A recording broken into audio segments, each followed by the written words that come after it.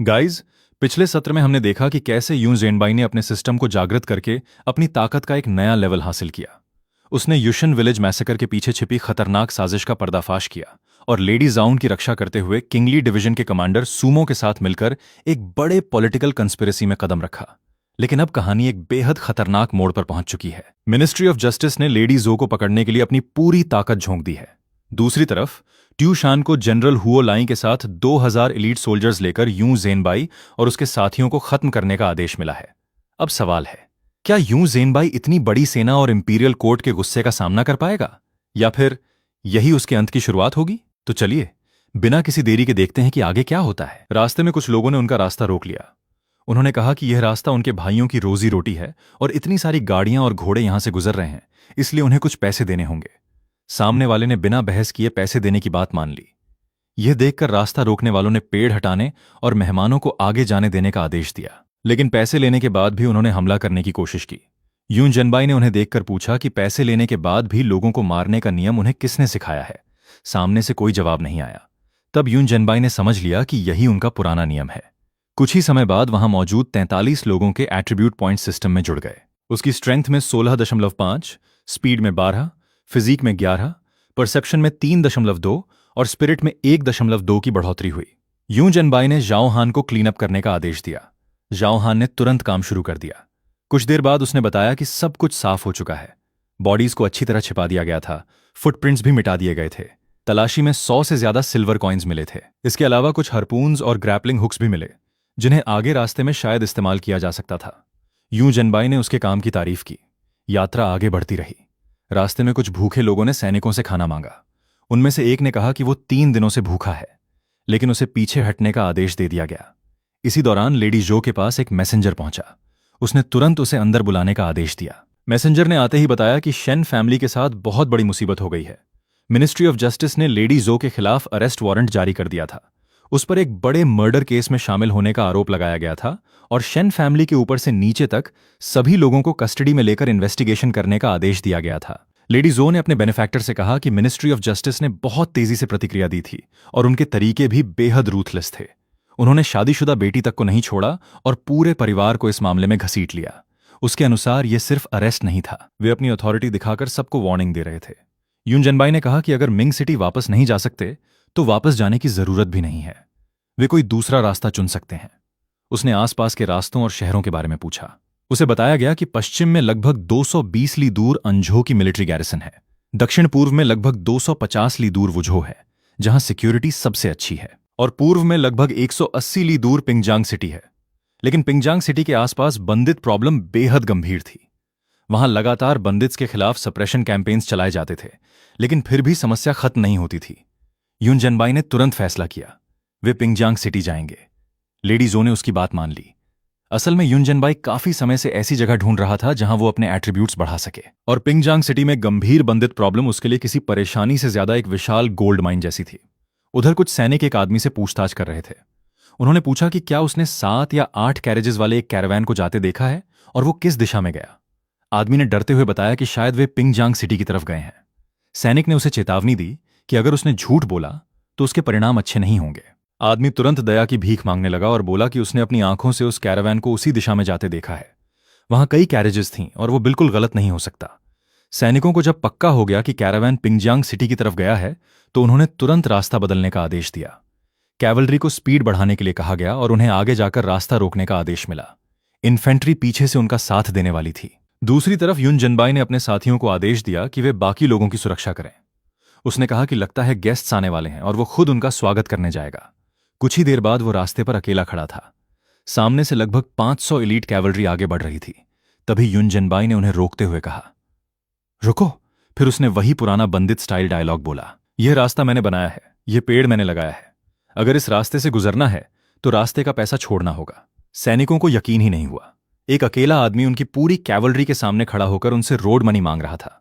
उन्होंने देखा कि वो सच में उनकी तरफ अकेला चला आ रहा है। जनरल हुओ लाई से पूछा गया कि अब क्या करना चाहिए। जनरल ने कहा कि उसने 20 साल तक युद्ध लड़ा है, लेकिन 500 एलीट कैवलरी को अकेले रोकने वाला ऐसा आदमी उसने पहली बार देखा है।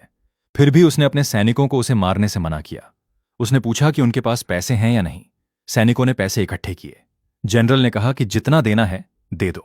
एक सैनिक ने पैसे लेकर यून जनबाई के पास पहुंचाया और कहा कि जनरल का कहना है कि पैसे ले लो और जल्दी अपने घर चले जाओ, अंधेरा होने वाला है और रास्ते में खतरा है। यून जनबाई ने सैनिकों को धन्यवाद दिया।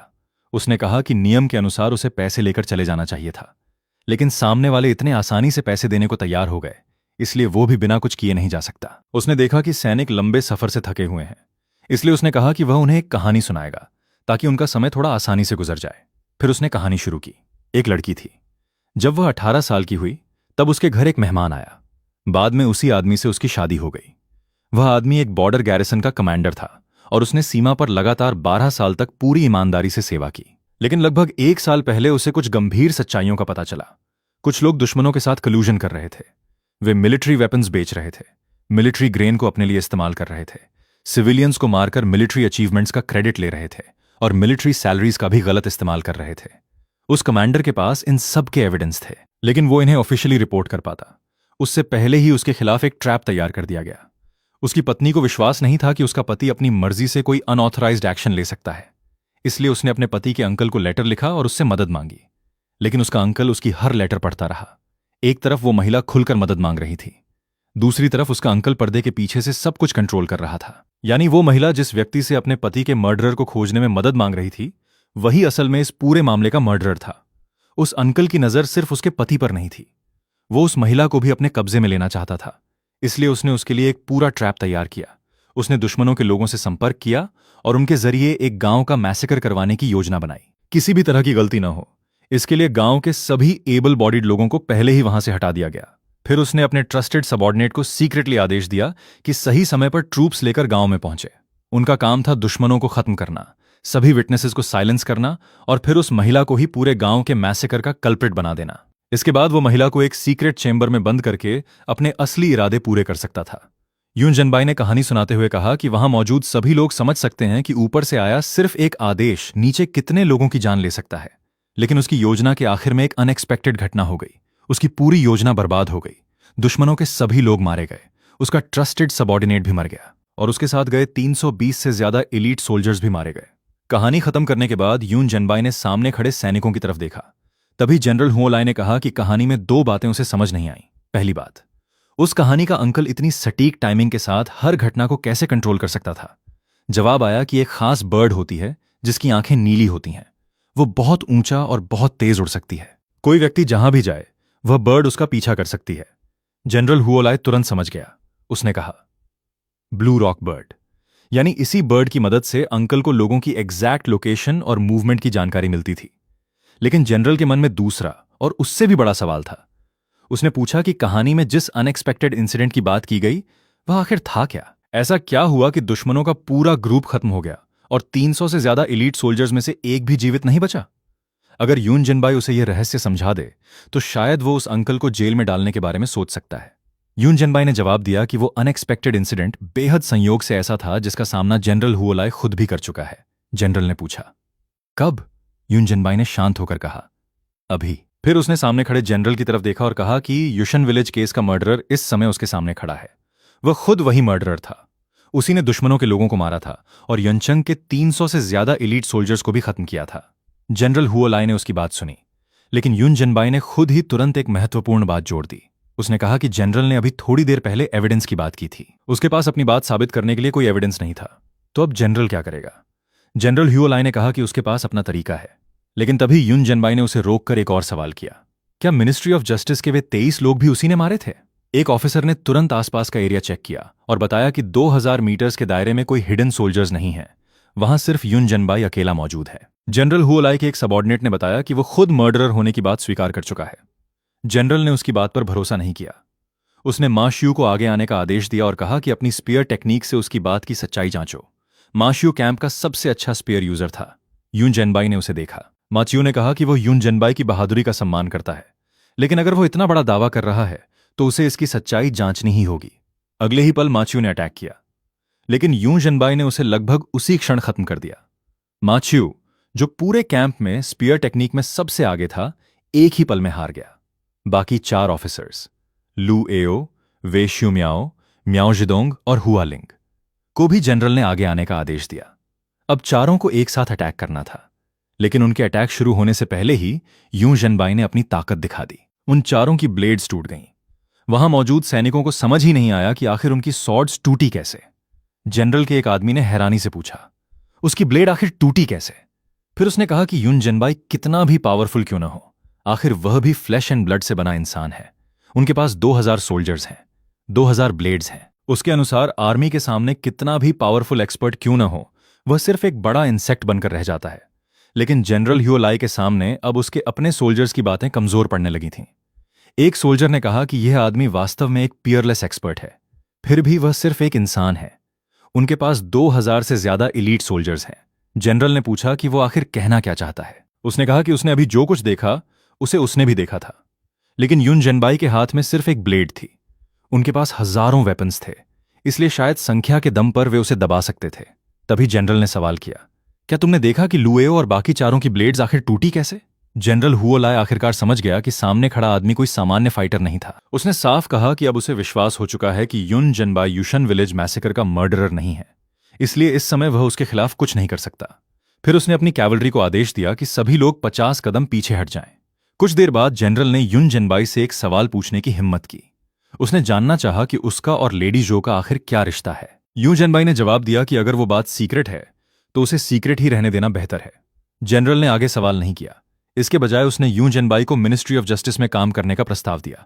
उसने वादा किया कि अगर युन जनबाई यह प्रस्ताव स्वीकार कर ले तो लेडी जो का मामला यहीं खत्म कर दिया जाएगा। युन जनबाई ने पूछा कि अगर वो मना कर दे तो? जनरल ने कहा कि मना करने में भी कोई समस्या नहीं है। युन जनबाई जैसी एबिलिटी रखने वाला व्यक्ति मार्कीज या प्रिंस के स्तर के लोगों के साथ काम करने के योग्य है। वो सिर्फ अपनी तरफ से सिंसियरली उसे रिक्रूट करने की कोशिश कर रहा था। इसके बाद हैवी कैवलरी को भी 50 कदम पीछे हटने का आदेश दिया गया। फिर जनरल ने युन जनबाई से कहा कि क्या वो अपने साथियों की मौत का बदला नहीं लेना चाहता। उसके पास 2000 से ज्यादा सैनिक थे, जबकि युन जनबाई आखिर एक अकेला इंसान था।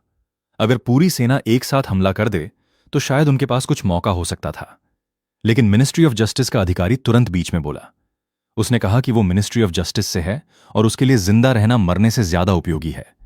उसे पता था कि 2000 एलीट सोल्जर्स भी युन जनबाई को रोक नहीं सकते। अगर युन जनबाई उसे मारना चाहे तो उसके लिए यह बेहद आसान होगा। लेकिन एक समस्या थी, युन जनबाई को लेडी जो की रक्षा करनी थी और वो उसे ज्यादा देर तक अकेला नहीं छोड़ सकता था। जनरल की यह बात सुनकर युन जनबाई ने कहा कि वो सही जगह पर निशाना लगाना जानता है। युन जनबाई को समझदार लोग पसंद थे, लेकिन उसने चेतावनी भी दी कि उसकी ब्लेड उन लोगों को पसंद नहीं करती जो जरूरत से ज्यादा क्लेवर बनने की कोशिश करते हैं। अगर अगली बार तक उसकी बताई हुई सिर्फ एक भी बात पूरी नहीं हुई तो जब वे दोनों अगली बार बात करेंगे वो बातचीत किसी और जगह नहीं बल्कि उस आदमी की कब्र के सामने होगी। इसके बाद युन जनबाई ने सभी सोल्जर्स को धन्यवाद दिया और कहा कि फिर कभी मुलाकात होगी। वो वहां से लौट आया। उधर मा च्यू को पानी से बाहर निकाला गया था। उसकी हालत देखकर साफ था कि वो मौत से बस एक कदम दूर था। एक व्यक्ति ने पूछा कि जनरल ने उस मिनिस्ट्री ऑफ जस्टिस वाले अधिकारी से आखिर क्या प्रॉमिस किया था। जवाब मिला कि उसने जो मिंगयुआन की इन्वेस्टिगेशन करने का वादा किया था, लेकिन यह प्रैक्टिकली एक डेड एंड था, क्योंकि शुए शिलांग के पीछे थर्ड प्रिंस था और जो मिंगयुआन भी थर्ड प्रिंस के पक्ष में था। अगर कोई जो मिंगयुआन की इन्वेस्टिगेशन करता तो शुए शिलांग उसे खत्म करने की पूरी कोशिश करता, लेकिन अगर वो इन्वेस्टिगेशन करने से मना करता तो युन जनबाई उसे मार देगा। यानी दोनों तरफ मौत खड़ी थी। तभी जनरल ने साफ किया कि वो वास्तव में उसे किसके लिए रिक्रूट करना चाहता था। उसने करंट इंपीरियल कोर्ट की पॉलिटिकल सिचुएशन समझाई। क्राउन प्रिंस कमजोर था, थर्ड प्रिंस के पास पैसा और इन्फ्लुएंस था, लेकिन आर्मी नहीं थी। वहीं सेकंड प्रिंस सिर्फ 16 साल की उम्र में बैटलफील्ड पर उतर चुका था। बॉर्डर आर्मी के 20 लाख? नहीं, यहां जनरल ने साफ तौर पर बॉर्डर आर्मी के 20-10 हजार नहीं बल्कि 2 लाख सोल्जर्स उसका साथ देते थे। लेकिन सेकंड प्रिंस के पास एक ऐसे व्यक्ति की कमी थी जो मिनिस्ट्री ऑफ जस्टिस को समझता हो और जरूरत पड़ने पर सच में एक्शन लेने की हिम्मत रखता हो। अगर इन्वेस्टिगेशन से मिले एविडेंस सेकंड प्रिंस को दिए जाएं तो वही एविडेंस थर्ड प्रिंस के खिलाफ इस्तेमाल होने वाली तलवार बन सकता था। शुए किंग जिस व्यक्ति को सीधे नहीं हिला सकता था, उसे युन जनबाई की मदद से चुनौती दी जा सकती थी। जनरल ने कहा कि उसके पीछे बॉर्डर आर्मी के 2 लाख सोल्जर्स हैं। युन जनबाई ने तुरंत जवाब नहीं दिया। उसने कहा कि उसे इस बारे में सोचने के लिए थोड़ा समय चाहिए। जनरल ने कहा कि कोई जल्दी नहीं है। कुछ देर बाद युन जनबाई वापस कैरावैन के पास पहुंचा। उसने लेडी जो से माफी मांगी कि उसे इंतजार करना पड़ा। लेडी जो ने पूछा कि क्या मिनिस्ट्री ऑफ जस्टिस ने बहुत सारे लोग भेजे थे। युन जनबाई ने बताया कि संख्या कई 100 से ज्यादा थी। लेडी जो ने पूछा कि उसे यह कैसे पता चला। उसने कहा कि यून जेनबाई जैसी एबिलिटी वाले व्यक्ति को सिर्फ कुछ लोगों के लिए कैरावैन छोड़कर जाने की जरूरत नहीं थी। अगर उसने खुद आगे जाकर उन्हें रोका था तो इसका मतलब था कि अटैकर्स की संख्या इतनी ज्यादा थी कि उसे डर था कि लड़ाई का असर कैरावैन तक पहुंच सकता है। यून जेनबाई ने उसकी समझदारी की तारीफ की। लेडी जो ने पूछा कि वहां आखिर हुआ क्या था। यून जेनबाई ने कहा कि बाहर हवा तेज है, इसलिए बेहतर होगा कि वे कैरेज के अंदर बात करें। फिर उसने पूरी घटना बताई। कैरावान से अलग होने के बाद वो कई ली आगे चला गया था। लेडी जो ये सुनकर हैरान हुई कि वो इतनी दूरी से ही पीछा करने वालों का पता लगा सकता था।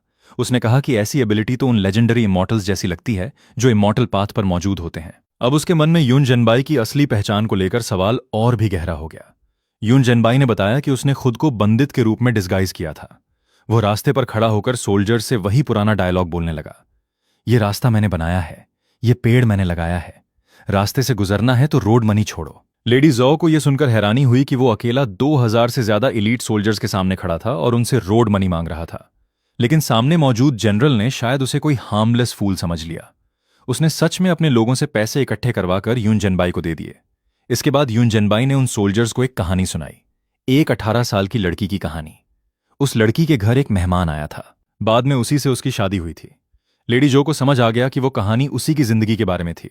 उसने यून जेनबाई से पूछा, क्या सिर्फ उसकी वजह से उसने इतना बड़ा रिस्क लेना सही समझा? यून जेनबाई ने बहुत सीधी बात कही। उसने ये नहीं सोचा कि ये वर्थ इट है या नहीं। उसने सिर्फ ये सोचा कि वो ऐसा करना चाहता है या नहीं। लेडी जो ने कहा कि उसे थोड़ी ठंड लग रही है। उसने किसी को एक कपड़ा लाने के लिए कहा। इसके बाद यून जेनबाई ने एक और निर्देश दिया। जब वो वापस आए तो कैरावैन के लिए ऐसा रास्ता चुना जाए जो अनइवन और ज्यादा रफ हो। जितना ज्यादा रास्ता ऊबड़ खाबड़ हो उतना बेहतर। आदेश मान लिया गया। कुछ देर बाद लेडी जो वापस चली गई। तभी यून जेनबाई ने कैरावैन के बाहर रुकने का आदेश दिया। उसने सामने के जंगल में कैंप लगाने की तैयारी करने को कहा और खुद आगे देखने चला गया। लेकिन इसी समय जंगल के अंदर एक बिल्कुल अलग दुनिया चल रही थी। कुछ लोग इंसानों को खरीदने और बेचने का हिसाब कर रहे थे। एक कमजोर महिला को खरीदने के लिए बारगेन चल रही थी। खरीदार ने कहा कि उसके दांत अच्छे नहीं हैं, इसलिए कीमत कम होनी चाहिए। सामने वाले ने जवाब दिया कि दांतों की हालत से उसका इस्तेमाल प्रभावित नहीं होगा। आखिर कीमत पर बातचीत हुई और उसे कम दाम में खरीदने की बात तय हुई। उस महिला ने रोते हुए उन्हें छोड़ने की विनती की। उसने कहा कि उसके घर बच्चे हैं, लेकिन उसे बताया गया कि उसका बच्चा पहले ही माइन में बेच दिया गया है। अब वापस जाने पर भी वो अपने बच्चे को नहीं ढूंढ पाएगी। इसके बाद दूसरी महिला की भी कीमत लगाई गई। उसके बारे में बताया गया कि उसने पहले बच्चे को जन्म दिया था, लेकिन उसका शरीर अच्छा है और थोड़ी देखभाल के बाद वो फिर काम आ सकती है। दोनों को एक साथ खरीदने की बात तय हो गई। फिर वहां बैठे लोग अपने पिछले महीने के अकाउंट्स की चर्चा करने लगे। उन्होंने बताया कि पिछले महीने श्योंगनू के व्हाइट वुल्फ ट्राइब के हुयान लाई ने 35 यंग मैन लिए थे। हर व्यक्ति की कीमत 16 टेल्स थी और पूरी पेमेंट हो चुकी थी। इसके बदले में उन्हें 50 हॉर्सेज मिले थे, जिन्हें बॉर्डर मिलिट्री सप्लाईज के लिए भेजकर उन्होंने कुल 820 टेल्स का प्रॉफिट कमाया था। हुयान लाई ने इस महीने भी लोगों की मांग की थी, क्योंकि उन्होंने एक नई माइन खोली थी और वहां वर्कर्स की भारी कमी थी। इस महीने उन्हें 50 लोग चाहिए थे। वहां मौजूद लोगों ने कहा कि सप्लाई की चिंता करने की जरूरत नहीं है। इस समय लोगों की कोई कमी नहीं थी। हर जगह रेफ्यूजीज घूम रहे थे। ग्रामीण इलाकों के गांवों में उनके लोग घुस जाते थे। एक एक घर से कई लोगों को पकड़ लेते थे और बिना किसी रोक टोक के उन्हें ले आते थे। बस एक बात का ध्यान रखना था, कोई एविडेंस पीछे नहीं छूटना चाहिए। इसके बाद उन्होंने मेल इन्फेंट्स की खरीद बिक्री का भी हिसाब बताया। पिछले महीने एक वेल्दी ऑफिशियल के लिए 12 मेल इन्फेंट्स खरीदे गए थे। कुछ रेफ्यूजीज से खरीदे गए थे, कुछ गांवों से, और कुछ बच्चों को तो प्रेग्नेंट विमेन के गर्भ से ही समय से पहले निकाल लिया गया था। इस महीने फिर 15 बच्चों की मांग थी। अगर क्वालिटी अच्छी हुई तो कीमत और बढ़ सकती थी, लेकिन सप्लायर ने कहा कि इस महीने अधिकतम 10 ही दे सकता है। यहां तक कि मृत बच्चों को भी पेमेंट में गिना जाता था। इसके बाद माइन के मालिक की बात हुई। पिछले महीने उसने 20 यंग मैन खरीदे थे। जब पूछा गया कि उनमें से कितने अभी जिंदा हैं, तो जवाब मिला कि उससे पिछले महीने भेजे गए 15 में से 7 पिछले महीने ही मर गए थे। पिछले महीने भेजे गए 20 लोगों का अभी पूरा हिसाब नहीं आया था। लेकिन सबको पता था कि माइन का मालिक वर्कर्स को इंसानों की तरह नहीं, बल्कि एनिमल्स की तरह इस्तेमाल करता था। जो काम करते करते मर जाएं, उन्हें दफना दो और फिर नए लोग खरीद लाओ। पिछले महीने का कुल कारोबार 3320 टेल्स था। सारे खर्च निकालने के बाद 2820 टेल्स का साफ प्रॉफिट बचा था। वहां मौजूद मुख्य व्यक्ति ने खुशी से कहा कि प्रॉफिट अच्छा है। फिर उसने सबसे मेहनत करने वाले लोगों में 320 टेल्स बांटने का आदेश दिया। लेकिन तभी उसके लोगों ने उसके लिए एक और खास चीज लाई। एक महिला और उसका बच्चा वहां घसीट कर लाए गए। बच्चा अपनी मां को छोड़ने की मांग कर रहा था। उनके सामने बैठे व्यक्ति ने महिला के तेवर देखकर कहा कि वो काफी स्ट्रांग विल्ड है। उसने उसका नाम पूछा, फिर कहा कि उसे ऐसे ही लोग पसंद हैं जितना ज्यादा रेजिस्टेंस उतना ज्यादा मजा। उसने महिला को उसके बच्चे के जरिए धमकाया। महिला ने चेतावनी दी कि अगर उसके बच्चे को नुकसान पहुंचाया गया तो वो मरने के बाद भी उन्हें नहीं छोड़ेगी। उस आदमी ने उसका मजाक उड़ाया। उसने कहा कि जब वो जिंदा रहते हुए उसका कुछ नहीं बिगाड़ सकती तो मरने के बाद उसका क्या कर लेगी। फिर महिला के बेटे को भी अपमानित किया गया। बच्चा अपनी मां की रक्षा करने के लिए आगे आया। वो अपनी मां के लिए लड़ने को तैयार था। उस आदमी ने उसकी हिम्मत देखकर कहा कि मां और बेटा दोनों एक जैसे हैं। उसे मजबूत इरादे वाले लोग पसंद थे, लेकिन उसके लिए उनकी हिम्मत तोड़ना ही असली मजा था। उसने महिला से पूछा कि उसका पति कहां है। जवाब मिला कि वो पिछले साल युद्ध में मारा गया था। वो 1 साल से ज्यादा समय से विडो थी। गांव के कुछ अनमैरिड मैन ने उसका फायदा उठाने की कोशिश की थी, लेकिन उसने उन्हें काट कर भगा दिया था। वो अकेले अपने बच्चे को पाल रही थीं और इस तरह जीना आसान नहीं था। उससे पूछा गया कि क्या उसे मौत से डर नहीं लगता। महिला ने कहा कि अगर भगवान की आंखें होती तो ऐसे लोगों को इस दुनिया में राज करने नहीं देता। ऐसे लोगों के बीच जिंदा रहना और मर जाना उसके लिए लगभग एक जैसा था। उस आदमी ने फिर उसे धमकाया। उसने कहा कि उसका पति मर चुका है और उसने इतने लंबे समय तक विडो बनकर सिर्फ इसी बच्चे के लिए जिंदगी बिताई है। अगर वो उसकी बात मान ले तो बच्चा जिंदा रहेगा, अगर वो मना करेगी तो बच्चा मर जाएगा। उसने फिर आखिरी बार पूछा, मानती है या नहीं? लेकिन महिला रोने लगी।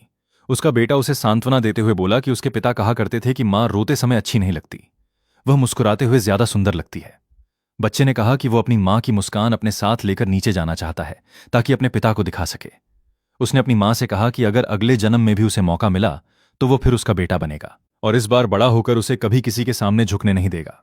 ये सुनकर सामने बैठे आदमी ने उसकी हिम्मत की तारीफ तो की, लेकिन उसे मारने के बजाय और डराने लगा। उसने धमकी दी कि वह उन्हें इतनी आसानी से मरने नहीं देगा। वह महिला के शरीर को एक एक करके काटेगा, उसके हाथ पैर की नसें काट देगा और उन्हें ऐसी हालत में पहुंचा देगा कि न वे ठीक से जी सकें और न मर सकें। लेकिन तभी एक तेज वार हुआ और उसके बाद बदला शुरू हुआ। यूं जनबाई ने कहा कि यह वार उन 12 नवजात बच्चों की तरफ से है जिन्हें जबरन उनकी मांओं से छीन लिया गया था। अगला वार उन लोगों के लिए था जो माइन में काम करते करते मर गए थे। फिर एक और वार हुआ। यह उन माताओं की तरफ से था जिन्हें जबरन अबॉर्शन ड्रग्स दी गई थीं। वहां मौजूद एक आदमी डरकर अपनी जान की भीख मांगने लगा। उसने कहा कि वह सिर्फ अकाउंट संभालता था, लेकिन यून जनबाई ने उसकी बात नहीं मानी। उसने कहा, यह वार उन रेफ्यूजीज की तरफ से है जिन्हें तुमने अपने अकाउंट बुक्स में इंसान नहीं बल्कि जानवरों की तरह दर्ज करके बेच दिया था। यून जनबाई की बात सुनकर वो आदमी अपनी जान की भीख मांगने लगा, लेकिन यून जनबाई ने साफ कह दिया कि उनके जैसे लोगों को दया मांगने का अधिकार नहीं है। वो आदमी डरकर पूछने लगा कि आखिर यून जनबाई कौन है और उसके पास आने से मना करने लगा, लेकिन तब तक बहुत देर हो चुकी थी। यून जनबाई ने उसे याद दिलाया कि कुछ देर पहले वही आदमी एक महिला और उसके बच्चे को दर्दनाक तरीके से प्रताड़ित करने की धमकी दे रहा था। फिर उसने उस आदमी के बारे में एक बात कही। शायद बचपन में खुद उसके साथ भी बहुत बुरा हुआ था। शायद उसने उस समय विरोध करने की कोशिश की थी, लेकिन कुछ नहीं कर पाया। आखिरकार उसने आंखें बंद करके सब सहना और सामने वाले को खुश करना सीख लिया। वो बच तो गया, लेकिन उसके भीतर की इंसानियत खत्म हो गई। इसी वजह से उसे उन लोगों से नफरत थी जो उसके सामने झुकने के बजाय खड़े रहते थे। जो लोग मौत से नहीं डरते थे वे उसे उसके पुराने रूप की याद दिलाते थे। इसलिए वो कमजोर लोगों को तोड़ना चाहता था, उनकी हिम्मत कुचलना चाहता था ताकि वे भी उसकी तरह टूट जाएं। यूं जनबाई ने कहा कि वो अपने अंदर की कमजोरी को छिपाने के लिए दूसरों पर अत्याचार करता है। फिर उसने महिला से उसका नाम पूछा। जवाब मिला, ल्यूल्यूशी। उसने उसके बेटे का नाम पूछा। बच्चे का नाम ल्यूशिटू था। बच्चे के पिता कहा करते थे कि पत्थर मजबूत होता है, उसे आसानी से तोड़ा या कुचला नहीं जा सकता। यून जनबाई ने वहां मौजूद सामान की तरफ इशारा किया और कहा कि यहां काफी धन और सामान है, जितना उठा सकती हो ले जाओ। फिर अपने बच्चे को लेकर यहां से चली जाओ और किसी ऐसी जगह जाकर नई जिंदगी शुरू करो जहां कोई तुम्हें परेशान न करे। महिला ने उससे पूछा कि वो आखिर कौन है, लेकिन यून जनबाई ने अपनी पहचान नहीं बताई। तभी अचानक आसपास से शोर सुनाई दिया, एनिमी अटैक! हमला शुरू हो चुका था। कुछ ही समय में बाहर मौजूद लोगों की चीखें सुनाई देने लगीं। यूं जनबाई ने इस बार बाव और एरोज का इस्तेमाल किया और कहा कि यह वेपन काफी उपयोगी है।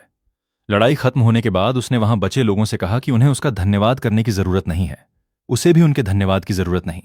उसे सिर्फ इतना पता होना चाहिए कि वह उन्हें बचा सकता है और जरूरत पड़ने पर उन्हें मार भी सकता है। उसके जाने के बाद अगर कोई कमजोर व्यक्ति किसी दूसरे कमजोर इंसान को नुकसान पहुंचाने की कोशिश करेगा तो वह उसे दुनिया के किसी भी कोने में जाकर मार देगा। लेकिन अगर कोई व्यक्ति दूसरों की मदद करेगा और भविष्य में उससे दोबारा मुलाकात होगी तो मुसीबत में वह उसकी जान बचाएगा। इसके बाद उसने कहा कि शायद उसकी बातों का असर अभी भी काफी नहीं है। उसी समय सिस्टम ने उसकी नई गेंस की जानकारी दी। कुल 290 लोगों से एट्रीब्यूट्स प्राप्त हुए। स्ट्रेंथ की 140 बार प्लंडर हुई और कुल स्ट्रेंथ में 165.2 की वृद्धि हुई। स्पीड की 70 बार प्लंडर हुई और स्पीड में 69.3 की वृद्धि हुई। फिजिक की 50 बार प्लंडर हुई और फिजिक में 59.5 की वृद्धि हुई। परसेप्शन की 20 बार प्लंडर हुई और उसमें 18 की वृद्धि हुई। स्पिरिट की 10 बार प्लंडर हुई और उसमें 7.1 की वृद्धि हुई। इसके बाद जाओहान ने बताया कि उनके लिए कॉन्जी तैयार है और पूछा कि क्या यून जेनबाई पहले कुछ खाना चाहेगा, लेकिन यून जेनबाई ने मना कर दिया। उसने कहा कि वो पहले थोड़ा आराम करेगा और बाकी लोग खाना खा लें। लेडी जो ने बताया कि वे अब इंपीरियल सिटी से ज्यादा दूर नहीं हैं। लगभग 1 घंटे से थोड़ा ज्यादा सफर करने के बाद वे वहां पहुंच सकते हैं। लेकिन जैसे जैसे वे पिंगजियांग सिटी के करीब जा रहे थे, रास्ते में क्रॉस रोड्स और रिवर्स की संख्या बढ़ती जा रही थी। इन इलाकों में काफी बेंडिट्स छिपे रहते थे। वे खास तौर पर कैरावैन्स को निशाना बनाते थे और अक्सर इतनी तेजी से हमला करते थे कि गवर्नमेंट सोल्जर्स भी उनका पीछा नहीं कर पाते थे। लेडी जो ने पूछा कि क्या यूं जेनबाई को उसकी चिंता हो रही है। यूं जेनबाई ने कहा कि उसे लेडी जो की चिंता नहीं है, उसे उन बंदिट्स की चिंता है। उसे डर है कि कहीं वे बिना सोचे समझे गलत व्यक्ति को परेशान न कर दें। लेडी जो समझ गई कि अगर कोई बंदित यूं जेनबाई के सामने आ गया तो उसका अंजाम अच्छा नहीं होगा। उसने यूं जेनबाई को खाना दिया और कहा कि खाने के बाद वो अच्छी तरह आराम करे। इसके बाद वो वहां से चली गई। कुछ समय बाद कुछ बंदित्स ने दूर से कैरावैन को देख लिया। उन्होंने बताया कि सामने 7 कैरेजेस हैं, साथ में गार्ड्स और करीब 10 से ज्यादा सर्वेंट्स भी हैं। उनकी नजर में यह साफ तौर पर किसी वेल्दी फैमिली का कैरावैन था। गार्ड्स तलवारें लिए हुए थे और घोड़ों पर सवार थे। ऐसे गार्ड्स को सामान्य परिवार अफोर्ड नहीं कर सकता था। उनके लीडर ने तुरंत आदेश दिया कि सभी ब्रदर्स तैयार हो जाएं और तेजी से हमला करके काम खत्म करें। इसके बाद वे वहां से निकल जाएंगे। दूसरी तरफ रास्ते में कुछ लोग भूखे रेफ्यूजीज का नाटक करते हुए कैरावैन के सामने आ गए। उन्होंने खाना मांगा और रास्ते से हटने से इनकार कर दिया। लेडी जाओ ने तुरंत पहचान लिया कि ये असली रेफ्यूजीज नहीं हैं। उन लोगों ने बहाना बनाया कि वे गरीब हैं, भूखे हैं और सड़क के किनारे मरने का इंतजार कर रहे हैं।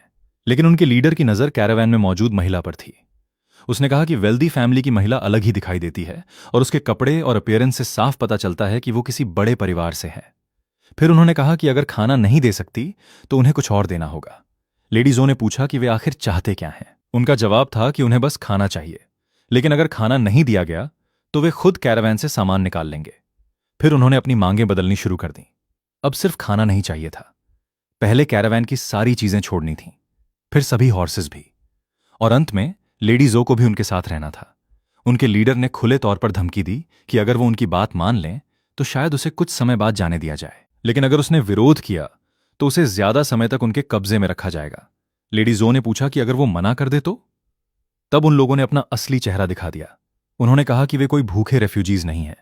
उन्होंने सिर्फ उसके साथ थोड़ी देर अभिनय किया था, फिर अपने शरीर और वेपन्स की ताकत दिखाकर कहा कि उनके पास पर्याप्त मैन पावर है।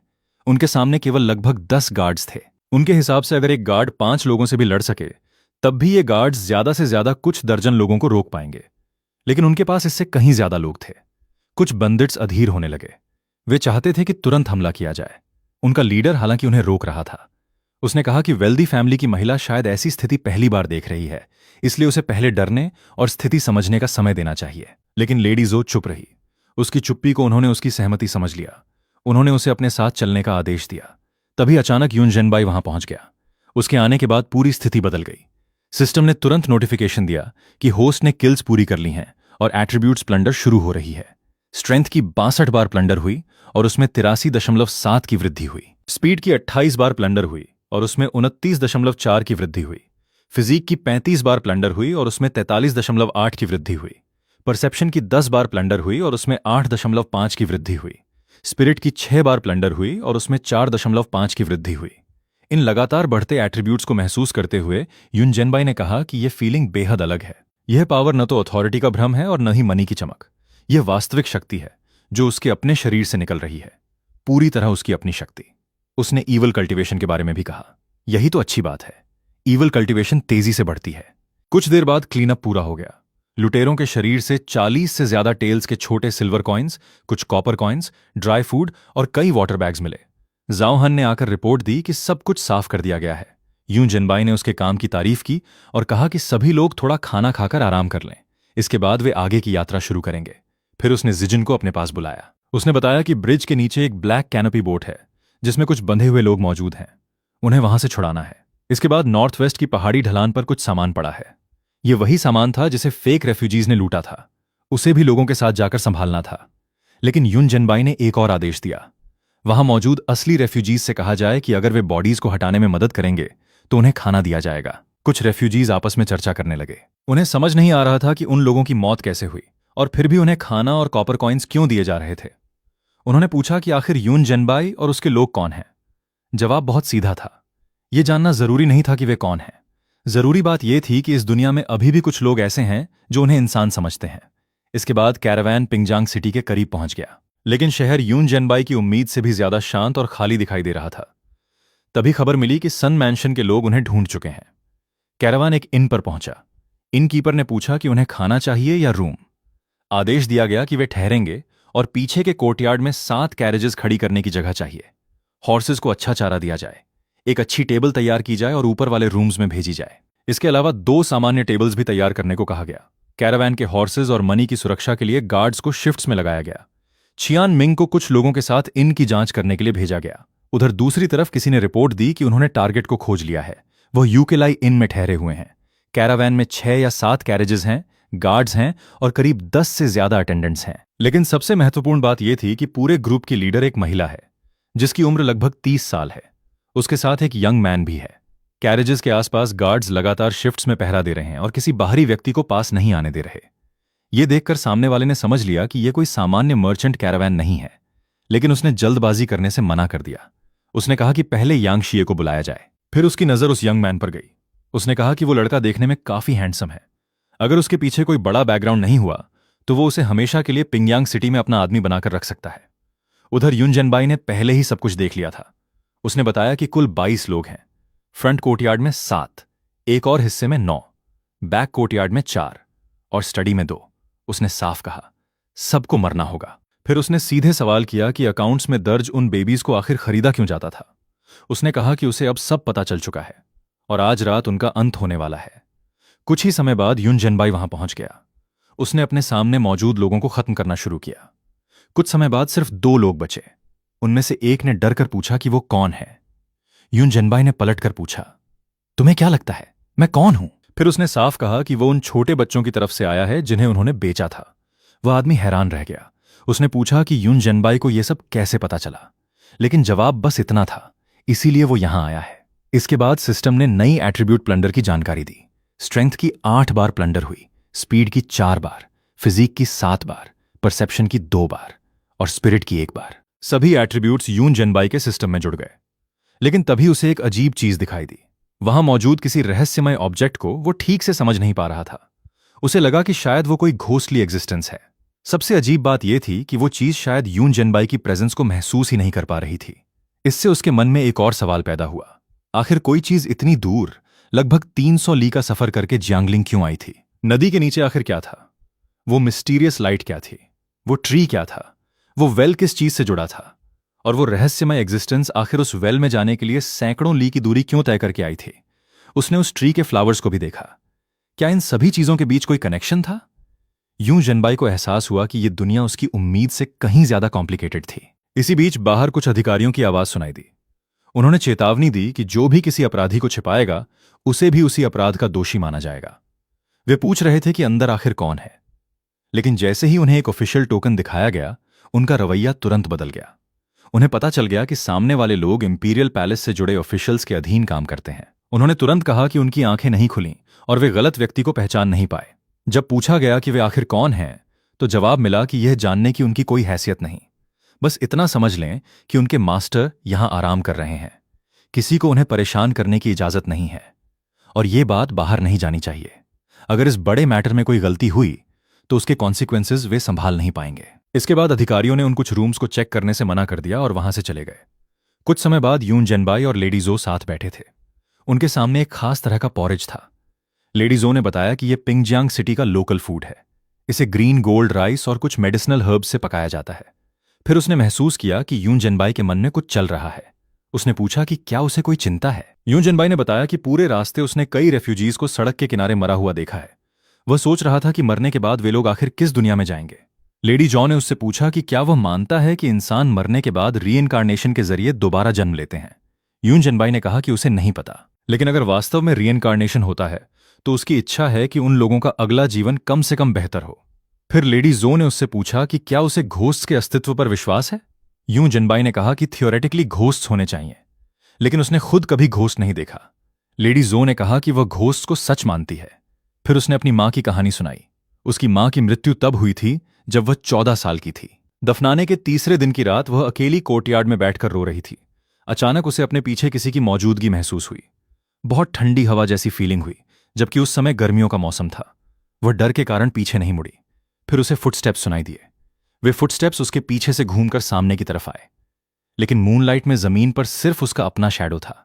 उस फुटस्टेप्स के मालिक का कोई शैडो नहीं था। कुछ देर बाद वह फीलिंग अचानक गायब हो गई। जब उसने आंखें खोली तो जमीन पर एम्ब्रॉयडर्ड शूज की एक जोड़ी पड़ी थी। वही शूज उसकी मां को बहुत पसंद थे और बरियल के समय उसने खुद अपनी मां को वही शूज पहनाए थे। लेकिन अब वे शूज वहां पड़े थे जैसे किसी ने उन्हें पहनकर एक एक कदम चलते हुए उसके कमरे तक पहुंचाया हो। अगले दिन जब वह अपनी मां की ग्रेव पर गई तो कॉफिन का लिड थोड़ा खुला हुआ था। उसने अंदर देखा तो उसकी मां के पैरों से वे एम्ब्रॉयडर्ड शूज गायब थे। उसके बाद हर साल उसकी मां की डेथ एनिवर्सरी से एक रात पहले उसे सपने में वही फुटस्टेप्स सुनाई देते थे। वे दरवाजे से शुरू होकर उसके बेड तक आते और फिर वापस चले जाते। उस समय वह न हिल पाती थी और न आवाज निकाल पाती थी। वह हमेशा सोचती रही कि शायद उसकी मां उसे देखने वापस आती है। लेकिन यून जिनबाई ने उसे एक अलग पॉसिबिलिटी के बारे में सोचने को कहा। उसने पूछा, क्या यह जरूरी है कि वो फुटस्टेप्स उसकी मां के ही हों? उसकी मां के शूज गायब हुए, फिर कोर्टयार्ड में बिल्कुल वैसे ही शूज दिखाई दिए और किसी चीज ने उन्हें पहनकर उसके कमरे तक कदमों के साथ पहुंचाया। लेकिन लेडी जो सिर्फ इसलिए उसे अपनी मां समझती रही क्योंकि उस एग्जिस्टेंस के पास उसकी मां के शूज थे। यूं जिनबाई ने कहा कि शायद वो उसकी मां नहीं थी। हो सकता है कोई दूसरी एग्जिस्टेंस उसकी मां के शूज लेकर गई हो, उसके फुटस्टेप्स की नकल सीखी हो और हर साल उसके सामने उसकी मां बनकर आती हो। लेडी जो ने पूछा कि वो चीज आखिर उसके पास क्यों आती होगी। यूं जिनबाई ने कहा कि वो नहीं जानता। शायद वो उससे कुछ हासिल करना चाहती हो, या फिर शायद वो सिर्फ इस इंतजार में हो कि लेडी जो खुद पहचान ले कि वो उसकी मां नहीं है। लेडी जो ने उसे धन्यवाद दिया और कहा कि उसे इस बारे में अच्छी तरह सोचना होगा। यूं जिनबाई के मन में भी एक बात और गहरी हो गई। ये दुनिया उसकी कल्पना से कहीं ज्यादा कॉम्प्लिकेटेड थी। कुछ समय बाद जाओ बाइहू उनसे मिलने आया। उसके साथ शेन चियानहू भी था। शेन चियानहू ने उसे सवाल का जवाब देने के लिए कहा और पुराने रूल्स और एटिकेट की बात उठाई। लेकिन जाओ बाइहू ने साफ कहा कि अब वो किंगी डिपार्टमेंट में काम नहीं करता, इसलिए उस डिपार्टमेंट के रूल्स उस पर लागू नहीं होते। उन्होंने बताया कि वे बेजिंग से आए हैं, ऊपर से उनका आदेश था, इसलिए उन्हें यहां आना ही पड़ा। यून जिनबाई ने जाओ हन और चियान मिंग को गेस्ट्स को अंदर लाने का आदेश दिया। तीनों को बैठने के लिए कहा गया। फिर उसने पूछा कि इतने समय से खड़े रहने के बाद क्या वे थके नहीं हैं? जब उससे उसका नाम पूछा गया तो उसने सिर्फ इतना बताया, उसका सरनेम साओ है। सामने वाले ने पूछा कि काओ गोंगजी आखिर कहां का रहने वाला है। उसकी एक्सेंट से वो पिंगजांग का लोकल रेफ्यूजी नहीं लगता था।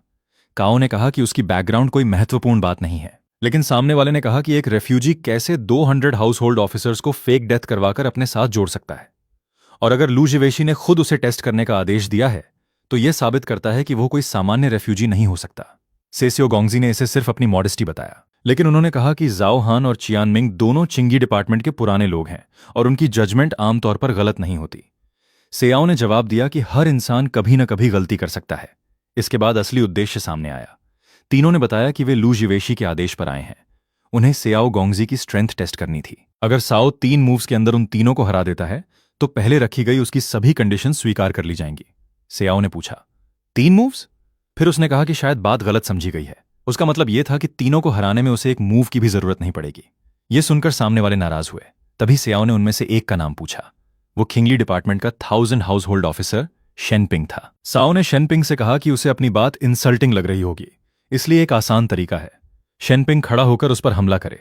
सियाओ न तो डॉज करेगा और न ही काउंटर अटैक। अगर उसने एक भी मूव किया तो वो अपनी हार मान लेगा। शेनपिंग ने तुरंत यह शर्त स्वीकार कर ली, लेकिन जैसे ही वो खड़ा होने की कोशिश करने लगा बाकी लोग भी हैरान रह गए। सियाओ ने पूछा कि क्या समस्या है। फिर उसने आराम से कहा कि उसे थोड़ी प्यास लगी है, वो पहले 1 कप टी पी ले, उसके बाद फाइट करने में कोई देर नहीं होगी। इसके बाद केसाओ ने सुझाव दिया कि शेनपिंग पहले चाय पी लें और इस बीच चेन चियानहू और ल्यू चियानहू उसके साथ स्पार कर सकते हैं। उसे लगा कि दोनों काफी देर से फाइट का इंतजार कर रहे हैं। कुछ लोगों को यह देखकर लगा कि केसाओ जानबूझकर सिचुएशन को घुमा रहा है, लेकिन केसाओ बिल्कुल शांत था। उसने पूछा कि दूसरे 1000 हाउस होल्ड ऑफिसर का नाम क्या है। जवाब मिला, ल्यू चियानहू। ल्यू चियानहू ने कहा कि अगर शेन चियानहू चाय पीना चाहता है तो वे दोनों पहले ट्रेनिंग कर लेते हैं, लेकिन उसने वार्निंग दी कि फिस्ट्स और फीट के बीच गलती से साओ घायल हो गया तो इसके लिए उसे दोष न दिया जाए। फिर साओ ने गौर किया कि ल्यू चियानहू का चेहरा कुछ खराब लग रहा है। उसने पूछा कि क्या वो बहुत थका हुआ है। लिू चियानहू ने कहा कि कोई समस्या नहीं है, लेकिन स्याओ ने उसे खड़े होने के लिए कहा। लिू चियानहू खुद खड़ा नहीं हो पा रहा था, फिर भी वो स्याओ को जल्दी करने के लिए कह रहा था। ये देखकर स्याओ ने उसका मजाक उड़ाया कि खुद खड़ा नहीं हो पा रहा और फिर भी दूसरों को जल्दी करने के लिए कह रहा है। शेनपिंग ने भी लिू चियानहू पर टिप्पणी की। उसने कहा कि तीनों में सबसे ज्यादा ताकत लिू चियानहू के पास है, फिर आज वो खड़ा तक क्यों नहीं हो पा रहा? क्या उसने हाल में ट्रेनिंग करना कम कर दिया है? इसके बाद एक और आदमी ने लिू चियानहू से मजाक में कहा कि शायद जवान आदमी को थोड़ा सेल्फ कंट्रोल रखना चाहिए। शेन चियानहू ने मजाक में कहा कि साओ गोंगजी आखिर लू जिवेशी के खास आदमी हैं। अगर उनकी एबिलिटी टेस्ट करनी ही है तो इसके लिए कोई सही जगह चुननी चाहिए, क्योंकि ये गेस्ट रूम है और यहां डैमेज हो सकता है। लेकिन शेनपिंग ने कहा कि उसे विश्वास नहीं हो रहा कि वो जैसा 1000 हाउस होल्ड ऑफिसर है वो खड़ा तक नहीं हो सकता। उसने कहा कि अगर वो थोड़ा भी खड़ा हो गया तो कम से कम अपनी इज्जत बच जाएगी। लेकिन तभी उसे एहसास हुआ कि स्थिति कितनी खराब है। उसने बहाना बनाया कि रास्ते में उसने कुछ खराब खा लिया था और उसका पेट खराब हो गया है, उसे तुरंत वॉशरूम जाना है। साओ गोंगजी ने कहा कि अब समझ आया, उसका पेट खराब है। लिू चियानहू ने तुरंत जाने की इजाजत मांगी और साओ का धन्यवाद किया। जैसे ही वो वहां से निकला, कुछ लोगों ने मजाक करते हुए कहा कि शायद वॉशरूम पीछे की तरफ है और वो गलत दिशा में जा रहा है। फिर उन्होंने असली बात समझी। स्याओ ने लिू चियानहू के शरीर पर ऐसा दबाव डाला था कि वो मुश्किल से खड़ा हो पा रहा था। वह इतनी तेजी से भाग रहा था क्योंकि उसे डर था कि अगर कैसाओ ने एक बार और दबाया तो बाकी हालत भी खराब हो जाएगी। तभी बाकी लोगों को भी समझ आया कि कैसाओ के हाथ में कुछ गड़बड़ थी। अगर वे 3 कदम के अंदर खड़े होकर अटैक करते और कैसाओ जवाब नहीं देता तो शायद मौका मिल सकता था। एक आदमी ने सोचा कि अगर वह कैसाओ के करीब आने से पहले ही खड़ा हो जाए तो, लेकिन अगले ही पल वो हैरान रह गया। साओ अभी 3 कदम दूर था, लेकिन पलक झपकते ही उसके पीछे पहुंच चुका था। उसने आदेश दिया, खड़े हो जाओ। सामने वाला डर गया। उसे लगा जैसे उसके सामने कोई इंसान नहीं बल्कि मॉन्स्टर खड़ा हो। तभी उसने तुरंत सरेंडर कर दिया और साओ से कहा कि नीचे दबाना बंद कर दे। कुछ देर बाद एक और ऑफिसर अपनी स्थिति को लेकर सफाई देने लगा। उसने कहा कि कम से कम उसकी स्थिति शेन और लियू से बेहतर है। वे दोनों तो पूरी तरह चेयर पर दबे हुए थे और हिल भी नहीं पा रहे थे। वह खुद कम से कम आधा खड़ा हो चुका था, इसलिए टेक्निकली उसे पूरी तरह हारा हुआ नहीं माना जाना चाहिए। उसने कहा कि उसने बस खुद सरेंडर करने का फैसला किया है। यह सुनकर बाकी लोग चिढ़ गए। उन्हें लगा कि वो अपनी रेपुटेशन बचाने के लिए ऐसा बोल रहा है और अपनी तुलना में उन्हें और ज्यादा कमजोर दिखा रहा है। तभी शेनपिंग ने साओ के सामने एक प्रस्ताव रखा। अगर स्याओ इस ऑफिसर को दोबारा चेयर पर पूरी तरह बैठा दे तो शेनपिंग उसकी एक मांग मानने को तैयार था। दूसरा ऑफिसर तुरंत विरोध करने लगा। उसने कहा कि शेनपिंग जो कर सकता है वो भी कर सकता है, बल्कि वो शेनपिंग से जवान है और ज्यादा तेज भाग सकता है। उसने कहा कि अगर स्याओ अभी उसे छोड़ दे तो वो भी स्याओ का एहसान मानेगा। लेकिन शेनपिंग ने पूछा कि उसकी पर्सनल फेवर की आखिर कितनी कीमत है। इसके बाद दोनों के बीच बहस शुरू हो गई। एक ने कहा कि उसके कनेक्शंस ज्यादा हैं और उसके पास ज्यादा रास्ते हैं। दूसरे ने जवाब दिया कि भले ही वो जूनियर हो, लेकिन चिंगलाई डिपार्टमेंट ऐसी जगह नहीं है जहां सिर्फ सीनियरिटी से ही सब कुछ तय होता हो। उसने अपने किए हुए केसेस का भी हवाला दिया। दोनों लगातार बहस कर रहे थे। तभी साओ ने उन्हें चुप कराया, लेकिन तभी लिू चियानहू ने अचानक एक और प्रस्ताव रख दिया। उसने कहा कि अगर सियाओ शेन चियानहू और चेन चियानहू दोनों को भी उसी तरह दबाकर उनकी हालत खराब कर दे तो वो अपनी जान सियाओ के नाम कर देगा। बाकी दोनों ऑफिसर्स के चेहरे बदल गए। उन्हें लगा कि यह आदमी उन्हें भी अपने साथ मौत के मुंह में ले जा रहा है। उन्होंने लिू चियानहू को चुप रहने और वापस जाने के लिए कहा। लिू चियानहू ने फिर भी चाओ को ऑफर दिया। उसने कहा कि वह उसे अच्छी शराब पिलाएगा, लेकिन बाकी दोनों ने साफ कहा कि उसका अपना पेट खराब हुआ है, इसमें उनका क्या दोष। उन्होंने उसे चुप रहने को कहा। लिू चियानहू ने फिर भी कहा कि उसके पास उनकी तुलना में एक चीज ज्यादा वैल्यूएबल है, उसकी अपनी जान। उसके अनुसार केसाओ को अपनी ताकत का बस थोड़ा सा इस्तेमाल करना होगा। बाकी दोनों ने उसे शर्मिंदा होने के लिए कहा।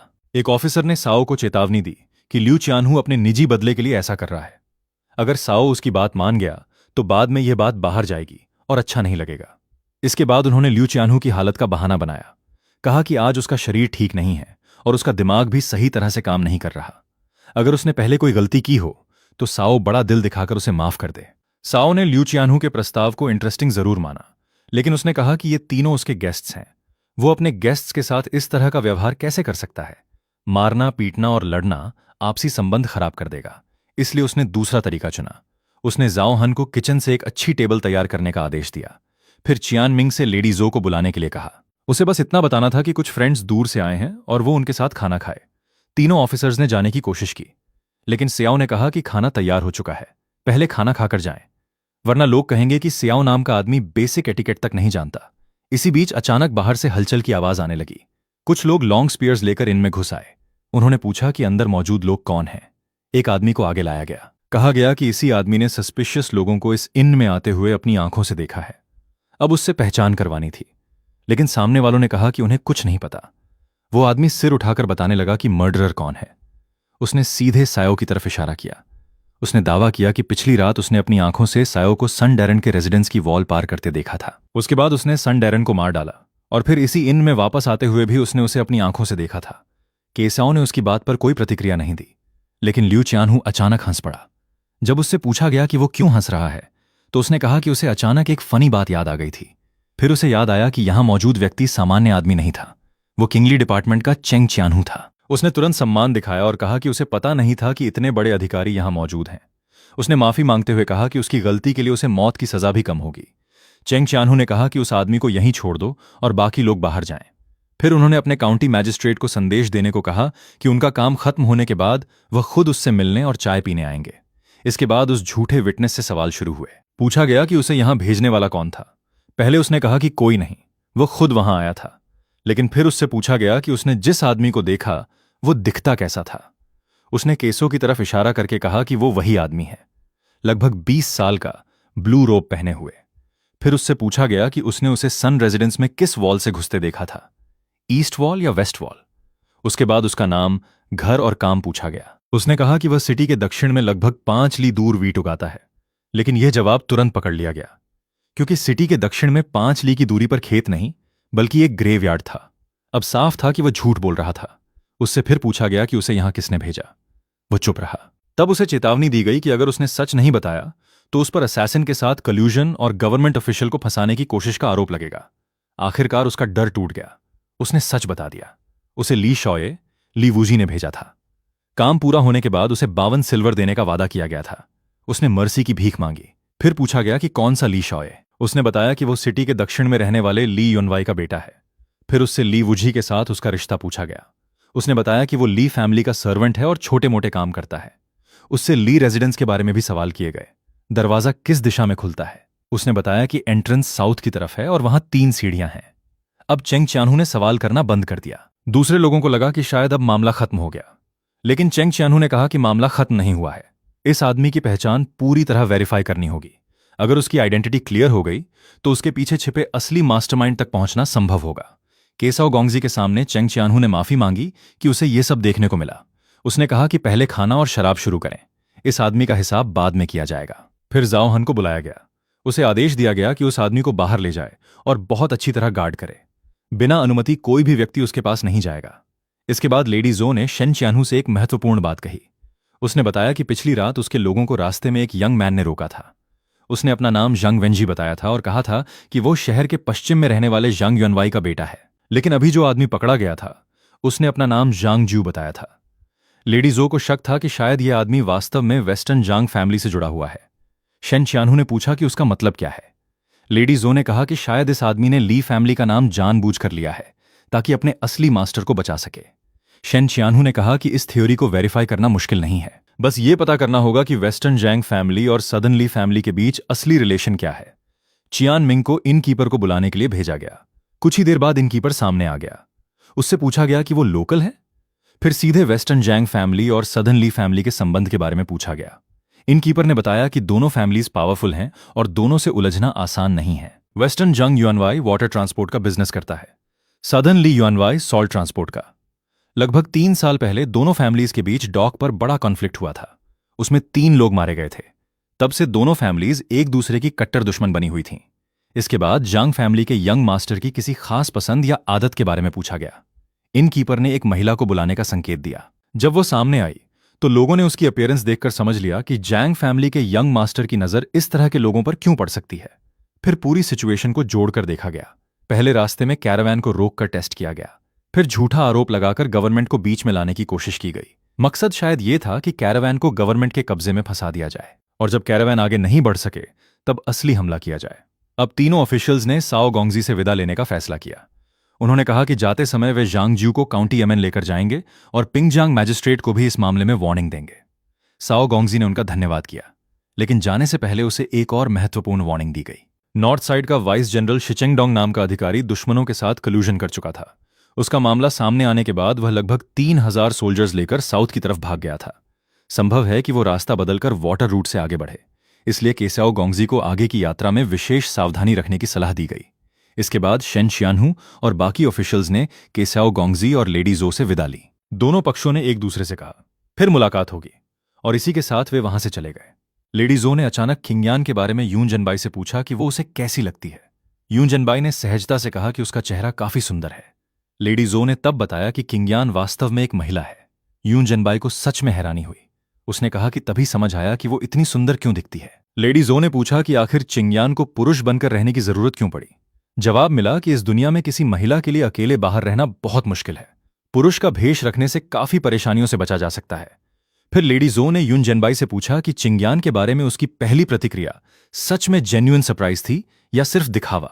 यून जनबाई ने कहा कि वो सच में हैरान हुआ था, लेकिन लेडी जो ने तुरंत पकड़ लिया कि जब यून जनबाई झूठ बोलता है तो वो सामने वाले की आंखों में देखने से बचता है।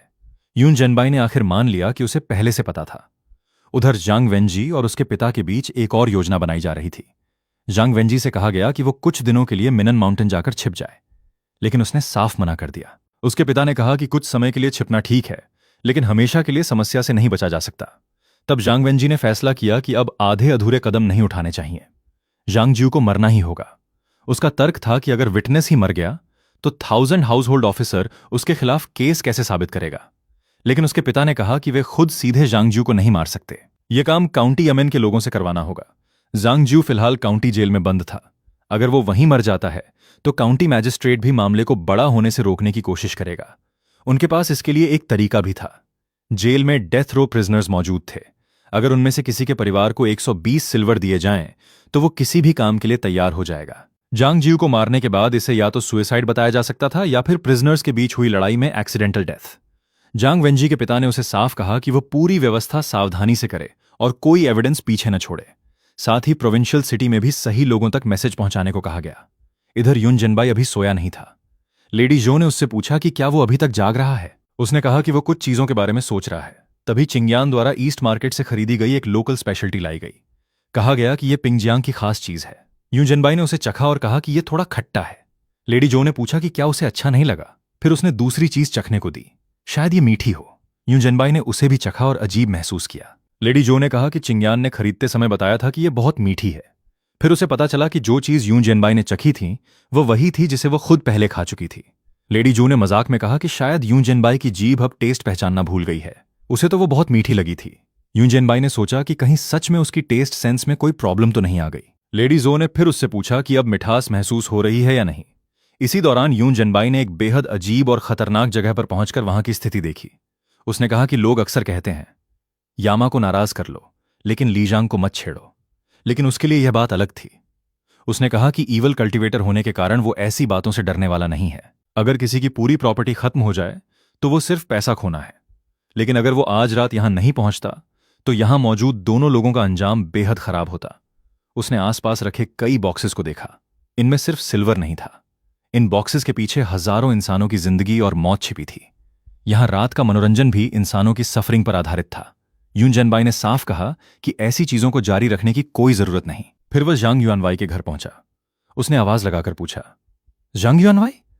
उसने कहा कि उसने सुना है कि जांग फैमिली के पास काफी सिल्वर है और फिलहाल उसके पास पैसे की कमी है, इसलिए वो यहां से थोड़ा पैसा लेने आया है। जांग युआनवाई के सामने आर्म्ड गार्ड्स मौजूद थे, लेकिन यून जनबाई बिल्कुल शांत था। जांग युआनवाई ने कहा कि उसके घर में घुसना इतना आसान नहीं है। यून जनबाई ने उसे देखकर पूछा कि वह लगातार उसे क्यों घूर रहा है। फिर उसने कहा कि वह सवाल पूछ रहा है, क्या जांग युआनवाई उसे थोड़ा सिल्वर दे सकता है या नहीं। इसी बीच यून जनबाई पर पहले से इस्तेमाल किए गए किसी ड्रग का असर दिखाई देने लगा। जांग युआनवाई ने पूछा कि वो आखिर कौन है और किसने उसे भेजा है। यून जनबाई ने उसकी बात का सीधा जवाब नहीं दिया, बल्कि उसके विशाल घर का मजाक उड़ाने लगा। उसने कहा कि अंदर इतना बड़ा कंपाउंड है कि चलते चलते वो लगभग रास्ता भूल गया था। फिर उसने जांग युआनवाई की कई वाइफ्स के बारे में टिप्पणी की। उसने कहा कि अगर वो सिर्फ पैसे लेने के लिए नहीं आया होता तो शायद अंदर जाकर उसकी मदद भी कर देता। फिर उसने जांग युआनवाई के शरीर और उसकी हालत का मजाक उड़ाया। जांग युआनवाई बार बार वही सवाल करता रहा, तुम कौन हो, किसने तुम्हें भेजा है। तभी ड्रग का असर और बढ़ गया। जांग युआनवाई को कुछ समझ आने लगा। फिर यून जनबाई ने वहां मौजूद लोगों के सामने जांग युआनवाई को और शर्मिंदा करना शुरू कर दिया। उसने उसकी कमजोरी पर खुले तौर पर मजाक किया। जांग युआनवाई गुस्से से भर गया और अपने लोगों को आदेश दिया कि उसे मार डालो, लेकिन तभी उसका बेटा भी वहां पहुंच गया। उसने अपने पिता की हालत देखकर पूछा कि आखिर हुआ क्या है। जांग युनवाई ने उसे दूर हटने के लिए कहा। फिर उसने जांग वेंजी को अपने पास बुलाया, लेकिन यून जेनबाई ने उसे रोक दिया। उसने कहा कि जांग युनवाई को उसे मारने से पहले एक और व्यक्ति को मारना चाहिए। वो व्यक्ति था वो ड्रग बेचने वाला। यून जेनबाई ने कहा कि जांग युनवाई अगर चाहे तो वह खुद उस आदमी को ढूंढकर मारने में उसकी मदद कर सकता है। जांग युनवाई को समझ नहीं आया कि आखिर यून जेनबाई किस ड्रग की बात कर रहा है। तभी यून जेनबाई ने उसे और परेशान करना शुरू कर दिया। जांग युनवाई ने अपने लोगों को आदेश दिया कि वे तुरंत हमला करें। उसने कहा कि जो व्यक्ति पहले यून जेनबाई पर 100 वार करेगा उसे 1200 सिल्वर का रिवॉर्ड मिलेगा, और जो उसे मार देगा उसे ईस्ट सिटी की एक दुकान दे दी जाएगी। लेकिन यून जेनबाई बिल्कुल नहीं डरा। उसने उल्टा जांग युनवाई को बताया कि उसके कोर्टयार्ड में आने से पहले उसने अपनी आंखों से जांग युनवाई की पत्नी को एक गार्ड के साथ गार्डन की आर्टिफिशियल हिल के पीछे देखा था। उसकी पत्नी कह रही थी कि जांग युनवाई एक बेकार बूढ़ा आदमी है, और सबसे बड़ी बात, उसका बेटा जांग वेंजी भी वहां से गुजरते समय ये सब देख चुका था। लेकिन उसने जानबूझकर ऐसा दिखाया जैसे उसने कुछ देखा ही नहीं, और वहां से चला गया। यह सुनते ही जांग फैमिली में कैओस फैल गया। जांग युनवाई ने अपने लोगों को हमला करने का आदेश दिया, लेकिन यून जेनबाई ने कहा कि अगर वे सच में उसे मारना चाहते हैं तो ठीक है, वो उनकी इच्छा पूरी कर देगा। फिर उसने जांग युनवाई की पत्नी से एक सवाल पूछा। उसने कहा कि अगर वो सही जवाब देगी तो वो उसे जिंदा जाने देगा। महिला ने डरते हुए कहा कि वो सवाल पूछे। यून जेनबाई ने पूछा, जांग युनवाई की ताकत बड़ी है या बुद्धा की? महिला ने तुरंत जवाब दिया, बुद्धा की। फिर यून जेनबाई ने पूछा कि अगर बुद्धा की शक्ति बड़ी है तो फिर डीमोनिक मैजिकल आर्टिफैक्ट्स, डीमंस और मॉन्स्टर्स को कैसे सप्रेस कर सकते हैं? उसने खुद ही कहा कि उनकी शक्ति असीमित है। फिर उसने जांग युनवाई से पूछा कि क्या उसने अपनी पत्नी का जवाब सुना? यहां तक कि उसकी पत्नी भी मानती है कि वो कमजोर है, तो फिर वो जिंदा क्यों है? उसे मर जाना चाहिए। महिला घबरा गई। यून जेनबाई ने उससे पूछा कि आखिर उसे लगता है कि उसने सही जवाब दिया या गलत। महिला ने डरते हुए कहा कि उसका जवाब सही था, लेकिन यून जेनबाई ने कहा, गलत। सही जवाब वो खुद था। अब उसकी नजर जांग वेंजी पर गई। उसने उससे एक सवाल पूछा।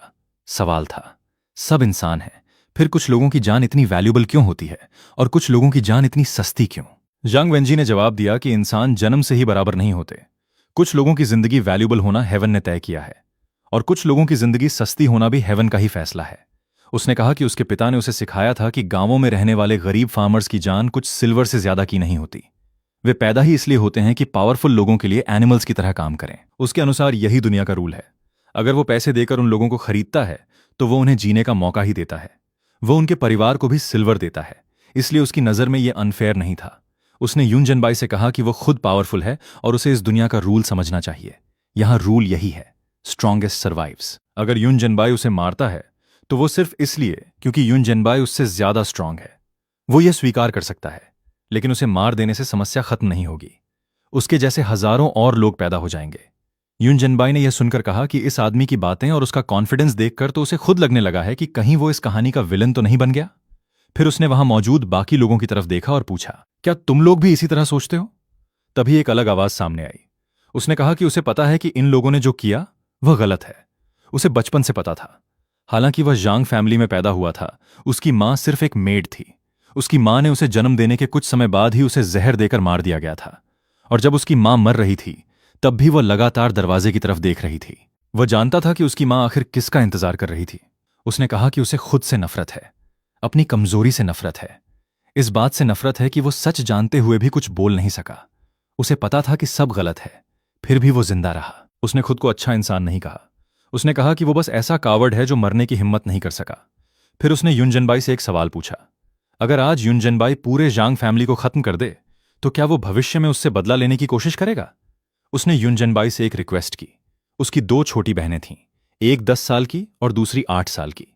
वे अभी बहुत छोटी थीं और उन्होंने किसी को नुकसान नहीं पहुंचाया था। इसके अलावा जांग फैमिली में खरीदे गए कुछ सर्वेंट्स भी निर्दोष थे और उनकी अपनी कोई गलती नहीं थी। उसने यून जेनबाई से उन लोगों को छोड़ देने की विनती की। वो अपनी जान देकर उनकी जान बचाने को तैयार था। उसने कहा कि उसे खुद जिंदा रहने की इच्छा नहीं है। उसने अपने भाइयों की तरफ इशारा किया और कहा कि जिन जांग फैमिली मेंबर्स के हाथ निर्दोष लोगों के खून से रंगे हैं, यून जेनबाई उनके साथ जो चाहे करे, बस निर्दोष लोगों को छोड़ दे। उसकी बात सुनकर बाकी फैमिली मेंबर्स उस पर भड़क गए। उन्होंने उसे पागल कहा और कहा कि अगर उसे मरना है तो अकेला मरे। उस पर आरोप लगाया गया कि वो अपने ही पिता को मरवाकर फैमिली प्रॉपर्टी हड़पना चाहता है। लेकिन यून जेनबाई ने उसकी बातों को गंभीरता से लिया। उसने उसका नाम पूछा। उसने जवाब दिया, जांग वेंगशीन। यून जेनबाई ने उससे पूछा कि अगर आज उसके अलावा और उसके बताए निर्दोष लोगों को छोड़कर बाकी सभी को खत्म कर दिया जाए तो उसके बाद वो क्या करेगा। जैंग वेंशिन ने बताया कि आज रात की घटना की जांच गवर्नमेंट जरूर करेगी, लेकिन जू मैजिस्ट्रेट बहुत डरपोक है। वो मामला वाटर ट्रांसपोर्ट ऑफिस और जैंग फैमिली द्वारा खरीदे गए ऑफिशियल्स तक पहुंचा देगा। उन लोगों को असल में सिल्वर और अपने एविडेंस की चिंता होगी। वे वहां पहुंचते ही सभी विटनेसेस को खत्म करने की कोशिश करेंगे। इसलिए जांग वेंशिन ने कहा कि यून जेनबाई सभी अकाउंट बुक्स, लेटर्स और सिल्वर नोट्स अपने साथ ले जाए। जब ये चीजें उनके पास नहीं रहेंगी तो सामने वाले भी उन्हें मारने से पहले सोचेंगे। यून जेनबाई ने पूछा कि अगर वो सब कुछ ले जाए तो ये लोग खाएंगे क्या। जांग वेंशिन ने जवाब दिया कि फैमिली के पास पर्याप्त अनाज है। अगर सिल्वर भी खत्म हो जाए तो वे खुद खेत में काम करके जिंदा रह सकते हैं। फिर उसने अपनी योजना बताई। स्टोर हाउस का सिल्वर भी यूं जेनबाई ले जाए। इसके बाद गवर्नमेंट को जब कोई मर्डरर नहीं मिलेगा तो वो इसे बैंडिट्स का हमला समझेगी। वो गार्ड्स की लाशें एक जगह इकट्ठी कर देगा। चारों तरफ सॉर्ड्स और वेपन्स बिखरे होंगे। कुछ बॉडीज को ऐसा दिखाया जाएगा जैसे अटैकर्स और गार्ड्स दोनों एक दूसरे को मारते हुए मरे हों। दीवार पर खून से एक कैरेक्टर लिख दिया जाएगा ताकि शक सडनली फैमिली पर जाए। और सभी सर्वाइवर्स की कहानी एक जैसी होगी। कुछ मास्क्ड मैन वॉल पार करके अंदर आए। उन्होंने लोगों को मारना शुरू किया और वे लोग किसी तरह छिपकर बच गए। उसका कहना था कि विटनेस स्टेटमेंट जितना सिंपल होगा, गलती होने की संभावना उतनी ही कम होगी। यूं जेनबाई ने पूछा कि यह सब उसे किसने सिखाया। जैंग वेंशिन ने बताया कि पहले मैंशन में एक टीचर हुआ करता था, लेकिन 2 साल पहले उसे निकाल दिया गया था। फिर यून जेनबाई ने एक और बात नोटिस की।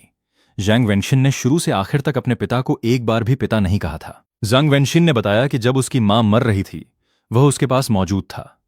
मरते समय उसकी मां की आंखें खुली थीं। एक मेड ने उसे बताया था कि उसकी मां मरने से पहले अपने पिता से एक बार मिलना चाहती थी, लेकिन वो आदमी उसके पास नहीं आया। जांग वेंशिन ने कहा कि उसकी मां को उससे मिलने की जितनी इच्छा थी उतनी तो शायद किसी पराये इंसान को भी नहीं होती। उसने साफ कहा, वो आदमी उसका पिता नहीं है। वो सिर्फ एक बूढ़ा आदमी था जिसने नशे में उसकी मां का शोषण किया था। तभी उस आदमी ने भी अपना पक्ष दिखाया। उसने कहा कि उसकी मां सिर्फ उसकी मैंशन की मेड थी। उसने उसे खाना दिया था, इसलिए बदले में उसके शरीर पर उसका अधिकार होना उसे गलत नहीं लगता था। उसने कहा कि वो उसके पास क्यों जाता, क्योंकि वो मेड उसके लायक नहीं थी। यून जेनबाई को उसकी बातें सुनना पसंद नहीं आया। उसने कहा कि उसे किसी बूढ़े कुत्ते की मरने से पहले की चीखें सुनना पसंद नहीं। इसके बाद जांग योनवाई की मौत हो गई। यून जेनबाई ने राहत की सांस ली और कहा कि अब कम से कम शांति है। फिर उसने जांग वेंशिन से कहा कि अब समय कम है। उसकी बताई योजना के अनुसार ही सब किया जाएगा। कुछ सिल्वर जांग वेंशिन और बाकी निर्दोष लोगों के लिए छोड़ दिया गया। यूं जेनबाई ने उन्हें चेतावनी दी कि अगर कोई गवर्नमेंट ऑफिशियल या दूसरा व्यक्ति उन्हें टॉर्चर करके उससे जुड़ी जानकारी निकलवाने की कोशिश करे तो वे जिद न करें, सीधे उसका नाम बता दें। जांग वेंशिन ने कहा कि उसकी इस कृपा का बदला वे कभी नहीं चुका सकते। वे मर जाएंगे लेकिन उसका नाम नहीं बताएंगे। यूं जेनबाई ने कहा कि एब्सोल्यूट स्ट्रेंथ के सामने कभी कभी ट्रूथ को भी चुप रहना पड़ता है। इधर जांग वेंगसिन अपने छोटे भाई जांग बाओ से बात कर रहा था। उसने कहा कि उसे अपने किए पर दुख है। उसने बताया कि उसने फैमिली ब्लडलाइन को बचाने के लिए इतना कुछ किया। सबको लगा कि वो अपने पिता से सच में नफरत करता है और मर्डरर की मदद कर रहा है, लेकिन उसका असली मकसद कुछ और था। वो सिर्फ जिंदा रहना चाहता था, क्योंकि जब तक वो जिंदा रहेगा किसी दिन अपने पिता से बदला ले सकता है। उसने जानबूझकर अपनी मां की मौत का इस्तेमाल सिंपैथी पाने के लिए किया था। अपने पिता को गालियां देना भी उसी योजना का हिस्सा था, ताकि उसके पिता को उस पर भरोसा हो जाए। उसका पिता सोच रहा था कि जांग फैमिली खत्म हो गई है, लेकिन उसे पता नहीं था कि जांग वेंगसीन अभी जिंदा है और उसका छोटा भाई बाओ भी जिंदा है। जांग बाओ ने कहा कि वो अपने पिता का बदला लेना चाहता है। जांग वेंगसीन ने पूछा कि वो बदला कैसे लेगा। जांग बाओ ने कहा कि उसके पिता की मौत बहुत दर्दनाक थी और उसकी रिजेंटमेंट इतनी ज्यादा थी कि वो शायद एक वेंजफुल घोस्ट बन चुका है। उसका दावा था कि उसका पिता अभी भी उन्हें देख रहा है। उसने कहा कि वो भी अपने पिता को देखना चाहता है, लेकिन यून जेनबाई ने दोनों भाइयों को समझाया कि घोस्ट्स भी बदला नहीं ले सकते और इंसानों को भी बदला लेने की कोशिश नहीं करनी चाहिए। उन्हें बस अच्छी तरह जिंदा रहना चाहिए। इसी बीच कुछ लोगों ने यून जेनबाई की असली स्ट्रेंथ पर चर्चा की। उनके अनुसार वह किसी ऐसे कल्टिवेटर जैसा था जो उन महान एग्जिस्टेंसेस के लेवल पर पहुंच चुका है जिनसे इंपीरियल कोड भी आसानी से नहीं उलझ सकता। सबसे ज्यादा हैरानी इस बात पर थी कि जाते समय यून जेनबाई ने खुद कहा था कि अगर वे किसी परेशानी में पड़ें तो उसका नाम बता दें। ये उसकी कॉन्फिडेंस और करेज को दिखाता था। उधर यून जेनबाई कुछ समय आराम करने के लिए चला गया। फिर सिस्टम ने बताया कि कुल 188 लोगों की किलिंग पूरी हुई है और उनकी एट्रीब्यूट्स का प्लंडर शुरू हुआ। इसके बाद वह आगे की यात्रा की तैयारी करने लगा। दूसरी तरफ एक बड़ी आर्मी पिंगजांग सिटी की तरफ बढ़ रही थी। कमांडर को बताया गया कि शहर अब सिर्फ 50 ली दूर है। उसने पूछा कि शहर में कितने सोल्जर्स हैं। जवाब मिला कि पिंगजांग एक छोटा काउंटी टाउन है और वहां सिर्फ कुछ 100 गार्ड्स हैं। उनमें से ज्यादातर ने असली बैटलफील्ड कभी देखा तक नहीं था। कमांडर ने सिल्वर और ग्रेन के बारे में पूछा। उसे बताया गया कि शहर छोटा जरूर है लेकिन गरीब नहीं है। अगर शहर को पूरी तरह लूट कर लिया जाए तो पर्याप्त सिल्वर और फूड मिल जाएगा। कमांडर ने अपने सोल्जर्स को तेजी से आगे बढ़ने का आदेश दिया। उसका आदेश साफ था, दोपहर से पहले पिंगजांग सिटी पहुंचना है। शहर में घुसने के बाद सिल्वर, फूड और विमेन को फ्रीली लूट किया जाएगा और सनसेट तक वेपन्स नहीं रोके जाएंगे। उसका इरादा था कि ज्यादा से ज्यादा यंग विमेन को पकड़कर ले जाया जाए। फिर उसने पीछे आने वाली आर्मी के बारे में पूछा। उसे बताया गया कि उन्हें रास्ते में मिसलीड किया गया है और कम से कम 2 दिन लगेंगे वहां पहुंचने में, इसलिए आर्मी को तुरंत पिंगजांग सिटी पर हमला करके वहां से निकलना था। कमांडर ने आगे का एस्केप रूट भी तय किया। सिटी पर कब्जा करने और थोड़ा रेस्ट करने के बाद वे वाटर रूट से रास्ता बदलेंगे, हन्यून पास को पार करेंगे, फिर वू रिवर से निकलकर जिमिंग माउंटेन पार करेंगे और सीधे गुयांग की तरफ जाएंगे। कुछ ही समय बाद आर्मी सिटी गेट्स के सामने पहुंच गई। कमांडर ने कहा कि वो सिर्फ थोड़े समय तक इंतजार करेगा। अगर गेट नहीं खुला तो उसे खोलने की जरूरत ही नहीं होगी। सिटी गार्ड ने विनती की कि उसे कुछ समय दिया जाए। वो बिना ऑफिशियल ऑर्डर के गेट नहीं खोल सकता था, लेकिन कमांडर ने साफ कहा, समय खत्म होने के बाद कोई इंतजार नहीं होगा। अंदर सिटी में सोल्जर्स को आदेश दिया गया कि जेल के सभी प्रिजनर्स को बाहर निकालो, उन्हें स्टोन्स उठाने और पानी गर्म करने के काम में लगाओ। साथ ही शहर के सभी मजबूत जवानों को पकड़कर लाने का आदेश दिया गया। फिर तय समय पूरा हुआ। आर्मी ने अटैक शुरू कर दिया। एरोज की बौछार होने लगी। कुछ ही देर में सिटी पर उनका कब्जा हो गया। फिर एक आदमी को सामने लाया गया। कमांडर ने पूछा कि क्या वो इस सिटी का मैजिस्ट्रेट है। उसने बताया कि वो सिटी का मिलिट्री ऑफिसर है, लेकिन वह उनके आने से पहले ही भाग चुका था। कमांडर इस बात पर हंसा। उसने कहा कि जिसे सिटी डिफेंड करना चाहिए था वह भाग गया और जो भागना चाहता था वह सामने खड़ा है।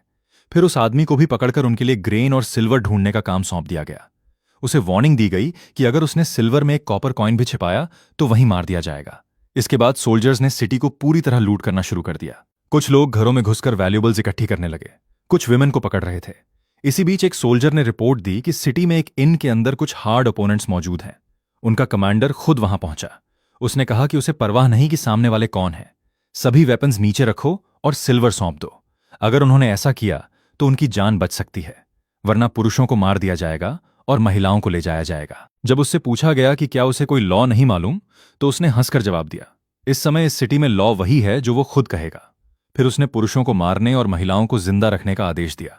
लेकिन तभी यून जेनबाई के साथ मौजूद लोगों ने उसकी असली स्ट्रेंथ देखी। लेडी जो ने हैरानी से पूछा कि यून जेनबाई की स्वॉर्ड्समैनशिप इतनी पावरफुल कब से हो गई। जवाब मिला कि पहले यून जेनबाई ने अपनी पूरी स्ट्रेंथ दिखाई नहीं थी। इसका मतलब यह नहीं कि वो स्वॉर्ड नहीं चला सकता। फिर लोगों को एक और बात समझ आई, सन फ्युआन की हत्या का असली कल्प्रिट भी यून जेनबाई ही था। सिटी के अलग अलग हिस्सों से फाइटिंग की आवाजें आने लगीं। ईस्ट और वेस्ट स्ट्रीट्स में भी लड़ाई फैल गई। ऊपर से एरोज बरसने लगे। कुछ सोल्जर्स को समझ ही नहीं आया कि आखिर सिचुएशन इतनी तेजी से उनके खिलाफ कैसे बदल गई। कुछ ही समय में पूरी सिटी एक विशाल बैटलफील्ड बन गई। हजारों लोग आपस में लड़ रहे थे। स्वॉर्ड्स और स्पीयर्स टकरा रहे थे। हर तरफ मौत और केओस था। लेकिन इस पूरे बैटलफील्ड में यून जेनबाई अकेला आगे बढ़ रहा था। कुछ सोल्जर्स डरकर पीछे हटने लगे। फिर रिट्रीट का आदेश दिया गया, लेकिन तब तक बहुत देर हो चुकी थी। यून जेनबाई ने साफ कर दिया कि सामने जो खड़ा है वो कोई सामान्य इंसान नहीं है। 3000 से ज्यादा सोल्जर्स सिटी में घुसकर मैसेकर और लूटिंग कर रहे थे। अगर यून जेनबाई के पास सिस्टम नहीं होता तो उसके लिए इस डिजास्टर से बचना लगभग असंभव होता। उसे याद आया कि पिछली जिंदगी के वॉरियर्स ने एक्सट्रीम ठंड में भी अपने शरीर की परवाह किए बिना युद्ध लड़े थे। उन्होंने अपनी लड़ाइयां पूरी की थीं ताकि आने वाली पीढ़ियों को शांति मिल सके। लेकिन इस जीवन में यून जेनबाई के पास एक ऐसी शक्ति थी जिससे वह परिणाम को अपने हाथ में ले सकता था। इसलिए अब उसके पास पीछे हटने का कोई कारण नहीं था। उसने फैसला किया कि वो इन सभी निर्दयी सोल्जर्स को खत्म करेगा, ताकि इस सिटी और अगली सिटी के लोग फिर कभी इस तरह के आर्मी मैसेकर से न डरें। तभी सिस्टम ने कुल 3367 टारगेट्स की संख्या दिखाई। उनकी एवरेज स्ट्रेंथ लगभग 1.8 और स्पीड लगभग 1.7 थी। इसी वजह से वे आसानी से सिटी पर कब्जा कर पाए थे। वे सामान्य सोल्जर्स नहीं बल्कि इलीट ट्रूप्स थे। लेकिन यून जेनबाई के सामने उनकी ताकत भी इनसिग्निफिकेंट थी और इसके बाद उसने फिर से अटैक शुरू कर दिया। कुछ समय पहले जिन लोगों ने भीड़ में छिपकर दूसरों को परेशान किया था, अब यून जेनबाई उनके सामने खड़ा था। उसने कहा कि आज उन्हें समझ आएगा कि कॉज और इफेक्ट का हिसाब क्या होता है। और फिर वो एक और एनिमी के पीछे बढ़ गया। यून जेनबाई ने आखिरकार पिंगजियांग सिटी में हुए मैसेकर को पूरी तरह खत्म कर दिया था। कुछ देर बाद उसने अपनी नई एबिलिटी को आजमाया। उसने महसूस किया कि अपनी स्पिरिचुअल पावर से वह सिर्फ लकड़ी के डंडे या छोटे पत्थरों जैसी चीजों को ही कंट्रोल नहीं कर सकता, बल्कि खुद अपने शरीर को भी उसी तरह कंट्रोल कर सकता है। उसने सोचा कि जब उसका शरीर भी एक ऑब्जेक्ट है जिसमें ब्लड और फ्लैश मौजूद है, तो फिर वो अपने शरीर को कंट्रोल क्यों नहीं कर सकता। इस एहसास के बाद उसे लगा कि शायद वो किसी अलग ही लेवल पर पहुंच चुका है। इधर लेडी जो ने उसे अंदर आने के लिए बुलाया और मे श्यांग द्वारा बनाई गई मशरूम मीट पॉरेज चखने को दी। यून जिनबाई ने उसका धन्यवाद किया। लेडी जो ने मजाक में पूछा कि वो अचानक उसके साथ इतना फॉर्मल कब से हो गया। उसने कहा कि धीरे धीरे खाइए, अगर पेट न भरे तो उसे और बुला लेना।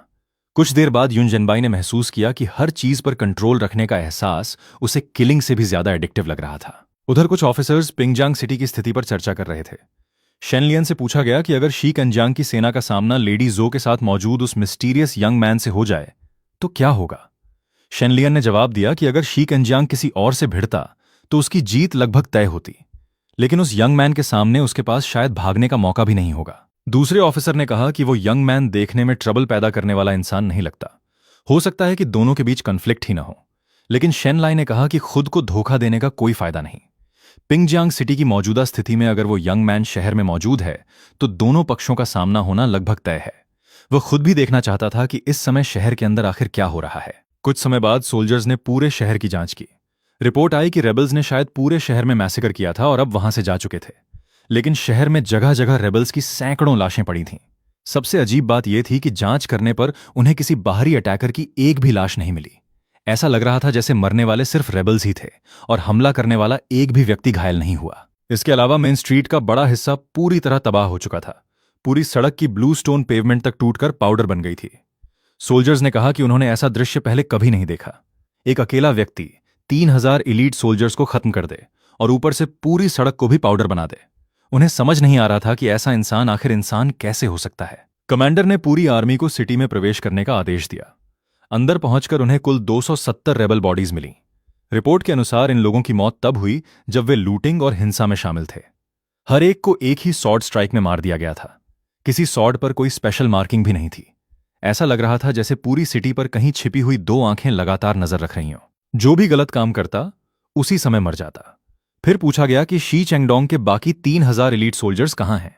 पूरे शहर को सर्च करने के बावजूद उनका कोई पता नहीं चला।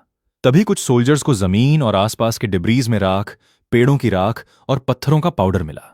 एक अधिकारी ने तुरंत समझ लिया कि उन्हें और खोजने की जरूरत नहीं है। शी चेंगडोंग के 3000 एलीट सोल्जर्स उनके पैरों के नीचे थे।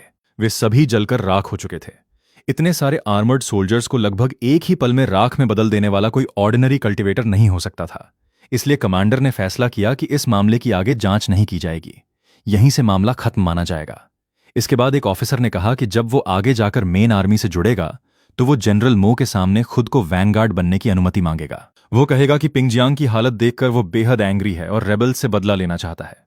उसका प्लान था कि 500 एलीट कैवलरी लेकर भाग रही रेबल आर्मी का पीछा किया जाए। दूसरे ऑफिसर ने कहा कि 500 कैवलरी को हजारों एलीट सोल्जर्स का पीछा करने के लिए भेजना बहुत रिस्की है।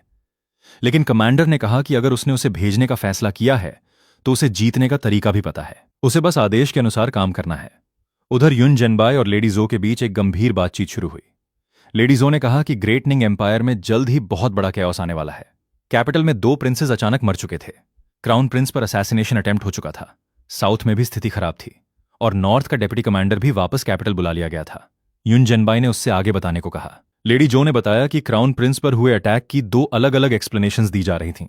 पहली ये कि उसके स्लीपिंग पैलेस पर हमला हुआ, दूसरी ये कि वो सिटी में सीक्रेट मीटिंग के दौरान एम्बुश का शिकार हुआ।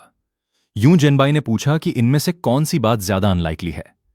लेडी जो ने कहा कि दोनों ही पूरी तरह भरोसेमंद नहीं है। स्लीपिंग पैलेस में असैसिनेशन करना लगभग इम्पॉसिबल होना चाहिए जब तक अटैकर यून जेनबाई जैसे लेवल का व्यक्ति ना हो। दूसरी एक्सप्लेनेशन देखने में ज्यादा रीजनेबल लगती है, लेकिन क्राउन प्रिंस की कैपिटल में हर मूवमेंट पर नजर रखी जाती है। इस तरह की सीक्रेट मीटिंग उसके लिए खुद बहुत बड़ा एविडेंस छोड़ सकती है और एम्परर का सस्पिशन भी बढ़ा सकती है। फिर लेडी जो ने युन जेनबाई से एक और बात कही। वो नहीं चाहती थी कि युन जेनबाई चिंगली डिपार्टमेंट की प्रोटेक्शन स्वीकार करे। उसका कहना था कि अगर युन जेनबाई उसकी प्रोटेक्शन के लिए उनका इस्तेमाल करता है तो वही लोग उल्टा लेडी जो को युन जेनबाई के खिलाफ इस्तेमाल कर सकते हैं। जिस चीज से इंसान को प्रोटेक्शन मिलती है वही चीज कभी कभी उसकी सबसे बड़ी लिमिटेशन भी बन जाती है। जो शक्ति किसी इंसान को तूफान से बचा सकती है वही उसे बाकी दुनिया से काट भी सकती है। लेडी जो नहीं चाहती थी कि वो खुद युन जेनबाई की कमजोरी या वीकनेस बन जाए। उसने कहा कि अगर किसी दिन कोई उसकी गर्दन पर नाइफ रखकर युन जेनबाई को मजबूर करे तो ये उसकी सबसे बड़ी कमजोरी बन जाएगी। उसने कहा कि युन जेनबाई जैसे व्यक्ति में कोई ऐसी वीकनेस नहीं होनी चाहिए। युन जेनबाई ने जवाब दिया कि अगर वह चिंगली डिपार्टमेंट की प्रोटेक्शन स्वीकार नहीं करना चाहती तो उसे स्वीकार करने की जरूरत नहीं है। उसे भरोसा था कि लेडी जाओ अपनी इंटेलिजेंस और एबिलिटी के दम पर खुद भी अच्छा जीवन जी सकती है। फिर लेडी जाओ ने एक एंशंट बुक का रेफरेंस दिया। उसने बताया कि उसने एंशंट कल्टीवेटर्स के बारे में पढ़ा था, जिनके शरीर में ऐसी शक्ति थी कि वे पत्थर तोड़ सकते थे और रिवर्स का फ्लो तक रोक सकते थे। उनकी अंतिम टीचिंग्स में कहा गया था कि इंसान अपने शरीर में हेवन और अर्थ को समेटने जैसी क्षमता हासिल कर सकता है। आने वाली पीढ़ियां भी उस मेथड को सीखकर माउंटेन्स को रोक सकती हैं और रिवर्स का फ्लो काट सकती हैं। पहले लेडी जो को ऐसी बातें सिर्फ एंशंट लेजेंड्स लगती थीं, लेकिन यून जिनबाई से मिलने के बाद उसे उन बातों पर विश्वास हो गया। फिर उसने यून जिनबाई से कहा कि उसकी एक इच्छा है। यून जिनबाई ने पूछा कि कैसी इच्छा? लेडी जो ने कहा कि वह खुद उस ब्लड लाइन की पावर को महसूस करना चाहती है। यून जिनबाई कुछ पल के लिए कंफ्यूज्ड हो गया। उसे समझ नहीं आया कि आखिर इस तरह की शक्ति को महसूस कैसे किया जाए। उसने मजाक में सोचा कि क्या उसे एक ही थप्पड़ में लेडी जो को मीट पेस्ट बना देना पड़ेगा। लेडी जो तुरंत घबरा गई और यूं जिनबाई को एहसास हुआ कि उसने शायद बात को गलत दिशा में समझ लिया था। उसने खुद भी मजाक में कहा कि थोड़ी सी विनेगर के लिए पूरी प्लेट डंपलिंग्स बनाना कुछ ज्यादा ही हो गया। फिर लेडी जो ने कहा कि आज के लिए इतना ही काफी है। कुछ समय बाद यूं जिनबाई को खबर मिली कि कोई वापस आ गया है। उसने जाओहन को बुलाया। उसे बताया गया कि सूमो वापस आ चुका है और उनकी तरफ ही आ रहा है। यूं जिनबाई ने जाओहन को रास्ते के एंट्रेंस पर जाकर उसे रिसीव करने का आदेश दिया। कुछ ही देर बाद सूमो सामने पहुंचा। उसने यूं जिनबाई को सम्मानपूर्वक प्रणाम किया। यूं जिनबाई ने उसे उठकर बात करने को कहा। सूमो ने बताया कि लू जिवेशी ने खुद एक रिटन रिप्लाई भेजा है और यूं जिनबाई ने जो भी कंडीशंस रखी थीं उन सभी को स्वीकार कर लिया गया है। यून जिनबाई ने पूछा कि लू जिवेशी ने और क्या कहा। सूमो ने बताया कि फिलहाल यून जिनबाई को उसके कमांड के अंडर ऑफिशियली अटैच किया जाएगा। वह रोजमर्रा के असाइनमेंट्स के लिए उसकी कमांड में रहेगा, लेकिन उसे इस बात की चिंता करने की जरूरत नहीं कि यून जिनबाई किस व्यक्ति की जांच करना चाहता है या कौन सा मामला देखना चाहता है। सूमो और उसके लोग पूरी तरह कोऑपरेट करेंगे। इसके अलावा लू जिवेशी ने युशान विलेज केस के बारे में भी फैसला किया है। यून जिनबाई को अब उस मामले की चिंता करने की जरूरत नहीं। उसने केस फाइल्स यनचेंग से छिंगली डिपार्टमेंट में ट्रांसफर करने का आदेश दे दिया है। अब उस पूरे केस की दोबारा इन्वेस्टिगेशन होगी और लेडी जो को पूरी तरह निर्दोष साबित करने की कोशिश की जाएगी। फिर सूमो ने एक और बात बताई। लू जिवेशी शुरू में यून जिनबाई को सीधे 1000 हाउस होल्ड ऑफिसर का पोजीशन देना चाहता था, लेकिन इतनी बड़ी अपॉइंटमेंट के लिए एम्परर की अप्रूवल जरूरी थी और यून जिनबाई के पास अभी कोई मिलिट्री अचीवमेंट भी नहीं था। अगर उसे सीधे 1000 हाउस होल्ड ऑफिसर बनाया जाता तो लोग सवाल उठा सकते थे। इसलिए फिलहाल उसे 100 हाउस होल्ड ऑफिसर का पोजीशन दिया गया है। आगे जब वो अचीवमेंट्स हासिल कर लेगा तब उसे प्रमोट किया जाएगा। यूं जिनबाई ने समझ लिया कि यह सिर्फ रिक्रूटमेंट नहीं है। लू जिवेशी ने उस पर इन्वेस्टमेंट किया है, लेकिन उसने अभी पूरी तरह रिस्क नहीं लिया। उसने आधा भरोसा दिखाया था और बाकी आधा यूं जिनबाई के फ्यूचर अचीवमेंट्स पर छोड़ दिया था। सूमो ने फिर उसे उसकी बॉडी साइज के अनुसार तैयार किया गया ऑफिशियल बैज दिया। यह वेस्ट टोकन लू जिवेशी ने खुद अप्रूव किया था। साथ ही उसे राजधानी के सबसे अच्छे क्राफ्ट्समैन द्वारा बनाई गई एक सॉर्ड भी दी गई। यूं जिनबाई ने कहा कि बाकी सामान रख दो और सूमो को आराम करने के लिए भेज दिया। अब उसके पास ऑफिशियल 100 हाउस होल्ड ऑफिसर का पोजीशन था। यह रैंक 7th ग्रेड के बराबर था। वो अपने 100 हाउस होल्ड ऑफिस के लिए खुद लोगों को चुन सकता था और लोकल गवर्नमेंट के सीधे कंट्रोल में नहीं आता था। यूं जिनबाई ने अपने नए सॉर्ड और ऑफिशियल बैज को देखा। उसने महसूस किया कि आज से वो इस दुनिया में कोई अननोन व्यक्ति नहीं रहा। लेडी जो को जब युशान विलेज केस के बारे में बताया गया तो उसे राहत मिली। किंगली डिपार्टमेंट ने ऑफिशियली केस अपने हाथ में ले लिया था और उस मामले में इन्वॉल्व लोगों को भी राहत मिलने वाली थी। सूमो ने बताया कि लेडी जो के लौटने से पहले ही उसका नाम पूरी तरह क्लियर किया जा सकता है। उससे कहा गया कि पहले उनके साथ मौजूद ल्यू शियानहू को अब मियान सिटी में ट्रांसफर कर दिया गया है। अगर आगे किसी चीज की जरूरत पड़े तो वो सीधे उससे संपर्क कर सकती है। लेडी जो ने पूछा कि क्या अब यून जिनबाई उसके साथ मियान सिटी वापस नहीं जाएगा। यून जिनबाई ने कहा कि उसने चिंगली डिपार्टमेंट की पोजीशन स्वीकार कर ली है और ब्लू लेक टाउन में एक केस है जिसमें उसकी खास दिलचस्पी है। सूमो ने यह भी बताया कि इंपीरियल कोर्ट में जल्द ही बड़ा पॉलिटिकल स्टॉर्म आने वाला है, इसलिए लेडी जो को वापस जाते समय बहुत सावधान रहना होगा। उसे स्वॉर्ड्समैनशिप की प्रैक्टिस जारी रखने और बाहर निकलते समय पर्याप्त गार्ड साथ रखने की सलाह दी गई। फिर लेडी जो ने यून जिनबाई से पूछा कि अगर भविष्य में उसे फिर किसी बच्चे को ऐसी मुसीबत में मिलता देखा तो क्या वो उसे बचाएगा। यून जिनबाई ने सीधा जवाब नहीं दिया। उसने कहा कि यह सिचुएशन पर डिपेंड करेगा। यह एक कैओटिक एरा है और इस समय अनगिनत परिवार बर्बाद हो चुके हैं। लेडी जो ने कहा कि यून जिनबाई को जितना वो जानती है उसके हिसाब से वो ऐसे बच्चों को देखकर शायद चुपचाप आगे नहीं निकल पाएगा। अगर वो सच में उन बच्चों की प्रोटेक्शन करना चाहता है तो वो भी इसमें उसका साथ देगी। यून जिनबाई ने पूछा कि वो उसकी मदद कैसे करेगी। लेडी जो ने बताया कि उसके पास कुछ सेविंग्स हैं और कुछ भरोसेमंद लोग भी हैं। वो एक ऐसी जगह पर जमीन खरीदना चाहती है जहां खेत और पानी दोनों हों। वो वहां एक स्कूल बनाना चाहती है और ऐसा सेल्फ सफिशिएंट सेटलमेंट तैयार करना चाहती है जहां वे अपने लिए फूड पैदा कर सकें और जरूरतमंद बच्चों को सुरक्षित जगह दी जा सके। लेडी जो ने बताया कि आम दिनों में वहां रहने वाले लोग बिल्कुल साधारण किसान परिवारों की तरह रहेंगे, लेकिन इस कैओटिक एरा में सिर्फ काइंडनेस काफी नहीं है। अगर उस काइंडनेस की रक्षा करने के लिए पावर न हो तो वही काइंडनेस दूसरों के लिए आसान शिकार बन जाती है। उसने कहा कि अगर यून जनबाई उसे अनुमति दे दे तो वो बाहर लोगों के सामने ये कह सकती है कि वो जमीन और पूरा सेटलमेंट छिंगली डिपार्टमेंट की प्रॉपर्टी है। फिर लेडी जो ने यून जनबाई को एक छोटा सा गिफ्ट दिया। उसने बताया कि उसने इसे कई दिनों तक खुद अपने हाथों से बनाया है और उसकी स्टिचिंग थोड़ी रफ हो सकती है, इसलिए वो इसे देखकर उसे बुरा न माने। यून जनबाई ने पूछा कि उसने व्हाइट प्लम का डिजाइन क्यों चुना। लेडी जो ने बताया कि जब उसने पहली बार यून जनबाई को देखा था तब वो लोगों को मार रहा था, लेकिन उसके शरीर पर ब्लड तक नहीं लगा था। वह कॉर्प्सेस के बीच खड़ा था, फिर भी उसकी आंखें स्नो से भी ज्यादा साफ थीं। उस समय उसे लगा था कि यून जनबाई बिल्कुल व्हाइट प्लम जैसा है। व्हाइट प्लम बर्फ के बीच भी खिला रहता है। लेडी जो को विश्वास था कि यून जनबाई भी इसी तरह इस कैओटिक वर्ल्ड में अपनी पावर के दम पर हर तरफ अपना प्रभाव जमा सकता है। इसके बाद यून जनबाई ने भी उसे अपना गिफ्ट दिया। उसने जो फिगर बनाया था उसका चेहरा लेडी जो से बिल्कुल मिलता था, यहां तक कि उसकी आंख के कोने का छोटा सा मोले भी बिल्कुल वैसा ही था। लेडी जो ने कहा कि यह गिफ्ट उसके लिए बहुत कीमती है और उसके साधारण परफ्यूम पाउच की तुलना में बहुत ज्यादा मूल्यवान है। लेकिन यून जनबाई ने कहा कि किसी गिफ्ट की कीमत उसकी चीज में नहीं बल्कि उसके पीछे की भावना में होती है। उसके दिए हुए परफ्यूम पाउच की तरह ही यह गिफ्ट भी उसके लिए सिर्फ भावना की वजह से महत्वपूर्ण है, इसलिए दोनों गिफ्ट्स में कोई छोटा बड़ा नहीं है। लेडी जो ने उसकी बात मान ली। कुछ समय बाद दोनों के बीच विदाई का समय आ गया। इसके बाद लगभग आधा महीना बीत गया। यून जनबाई को एक महत्वपूर्ण रिपोर्ट मिली। उससे कहा गया कि पिछली रात उसने जिन दो प्रिंसेस की मौत के बारे में पूछा था उनके बारे में अब डिटेल्ड इंफॉर्मेशन मिल गई है। उन दोनों के नाम वेंडुओ प्रिंस और एओगे प्रिंस थे।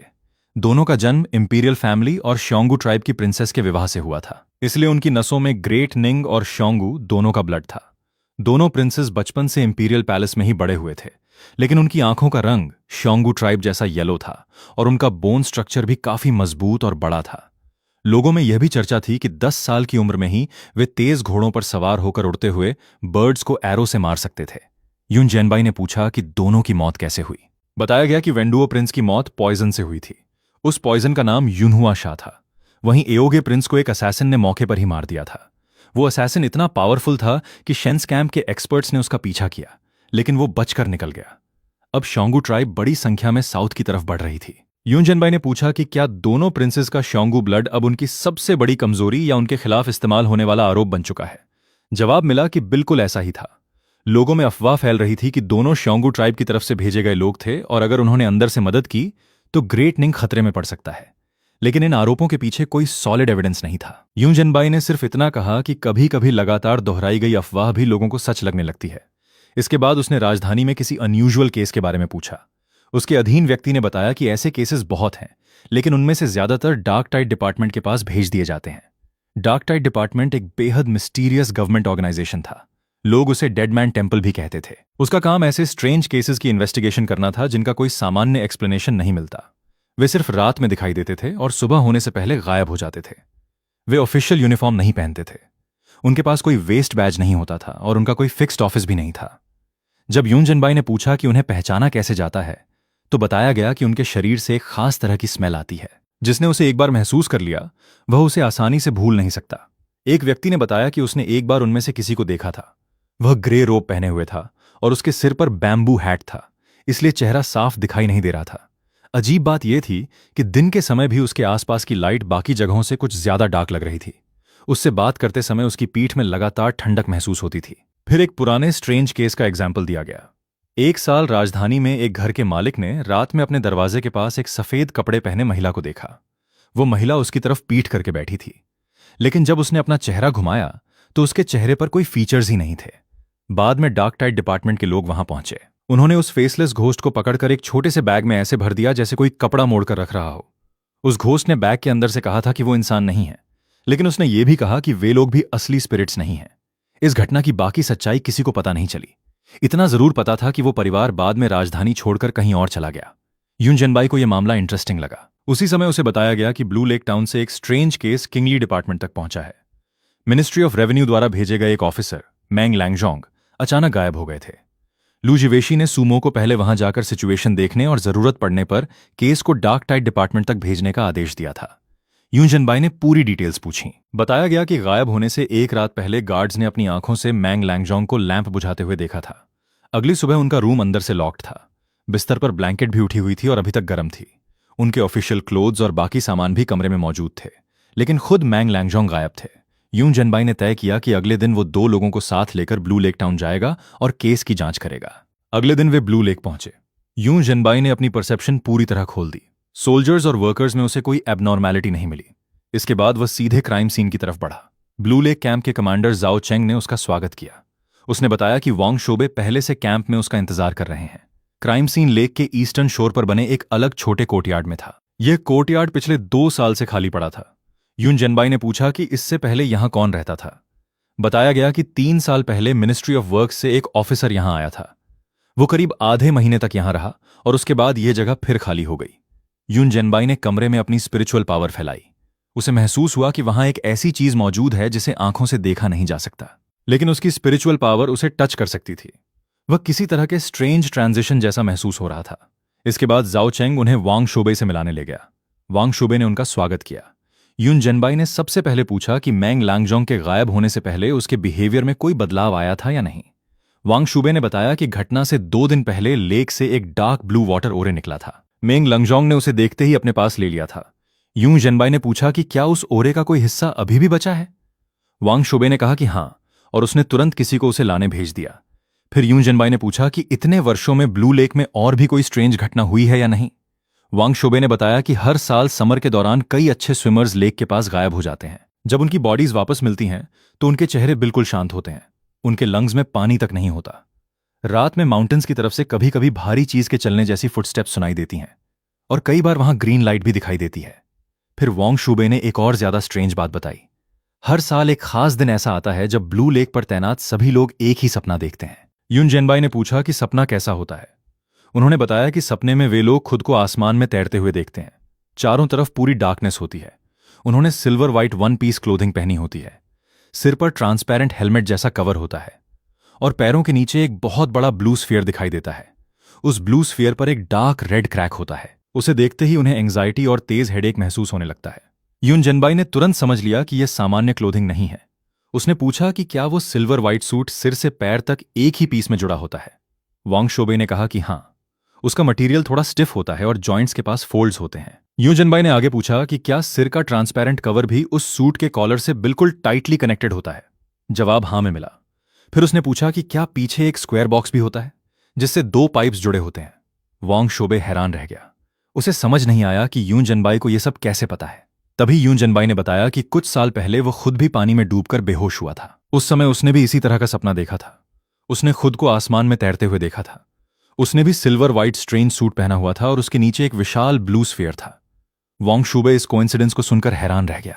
यून जनबाई ने कहा कि ब्लू लेक में कुछ ऐसी चीजें हैं जिनकी इन्वेस्टिगेशन शायद नहीं की जानी चाहिए।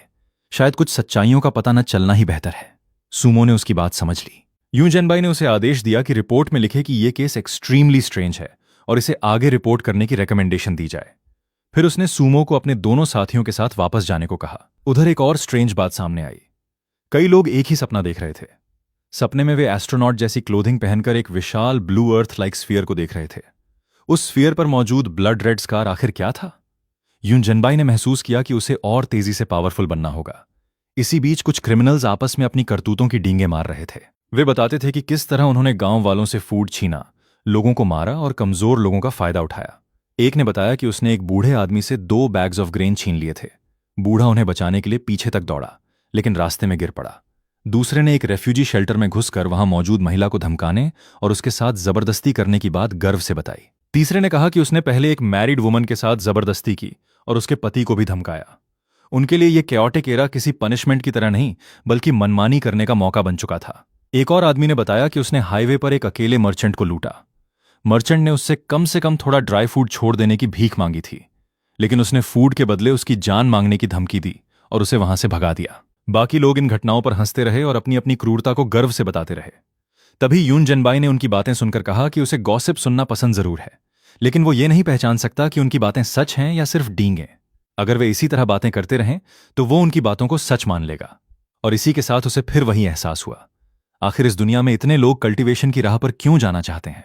यून जनबाई ने महसूस किया कि अब वह बिना सामने आए भी किसी को मार सकता है।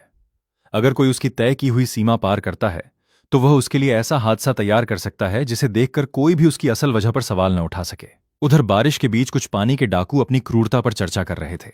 उन्हें लग रहा था कि बारिश की वजह से गरीब लोग अपने झोंपड़ों में छिपे रहेंगे और वे अपनी मनमानी आसानी से कर पाएंगे। लेकिन यून जैनबाई के लिए यही उनकी सबसे बड़ी गलती थी। उसने कहा कि जो लोग दूसरों पर अत्याचार करते हैं उनके लिए यह बारिश ही उनका आखिरी ठिकाना बन सकती है। उसका मानना था कि पानी के डाकू का अंत अगर नदी में हो तो इससे बेहतर कोई और जगह हो भी नहीं सकती। इसी दौरान उसकी नजर एक खूबसूरत पक्षी पर पड़ी। वह उसे पकड़ने वाला था, लेकिन तभी उसे महसूस हुआ कि उस पक्षी के शरीर में कोई ऐसी चीज मौजूद है जो उसकी परसेप्शन को ब्लॉक कर रही है। यूं जैनबाई को लगा कि इस दुनिया की प्रकृति उसकी कल्पना से कहीं ज्यादा रहस्यमयी है। कुछ देर बाद उसने एक सांप को देखा और उसकी बनावट देखकर हैरान हुआ। उसने मजाक किया कि प्रकृति ने एक साधारण सांप में भी इतनी आकर्षक अपीयरेंस पैदा कर दी है। फिर उसने उस सांप को छोड़ दिया और उसे कुछ खाने को देकर वहां से जाने दिया। दूसरी तरफ कुछ अपराधी शराब पीते हुए चोरी और लोगों को परेशान करने की अपनी घटनाएं सुना रहे थे।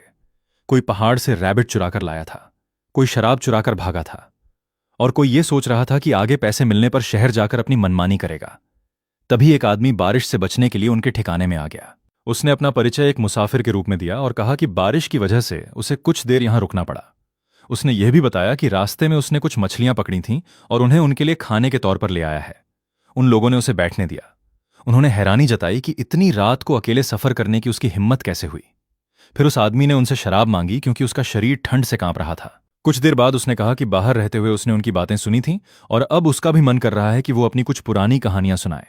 उसने कहा कि उसने भी जिंदगी में कई गलत काम किए हैं और उसके पास सुनाने के लिए काफी स्टोरीज हैं।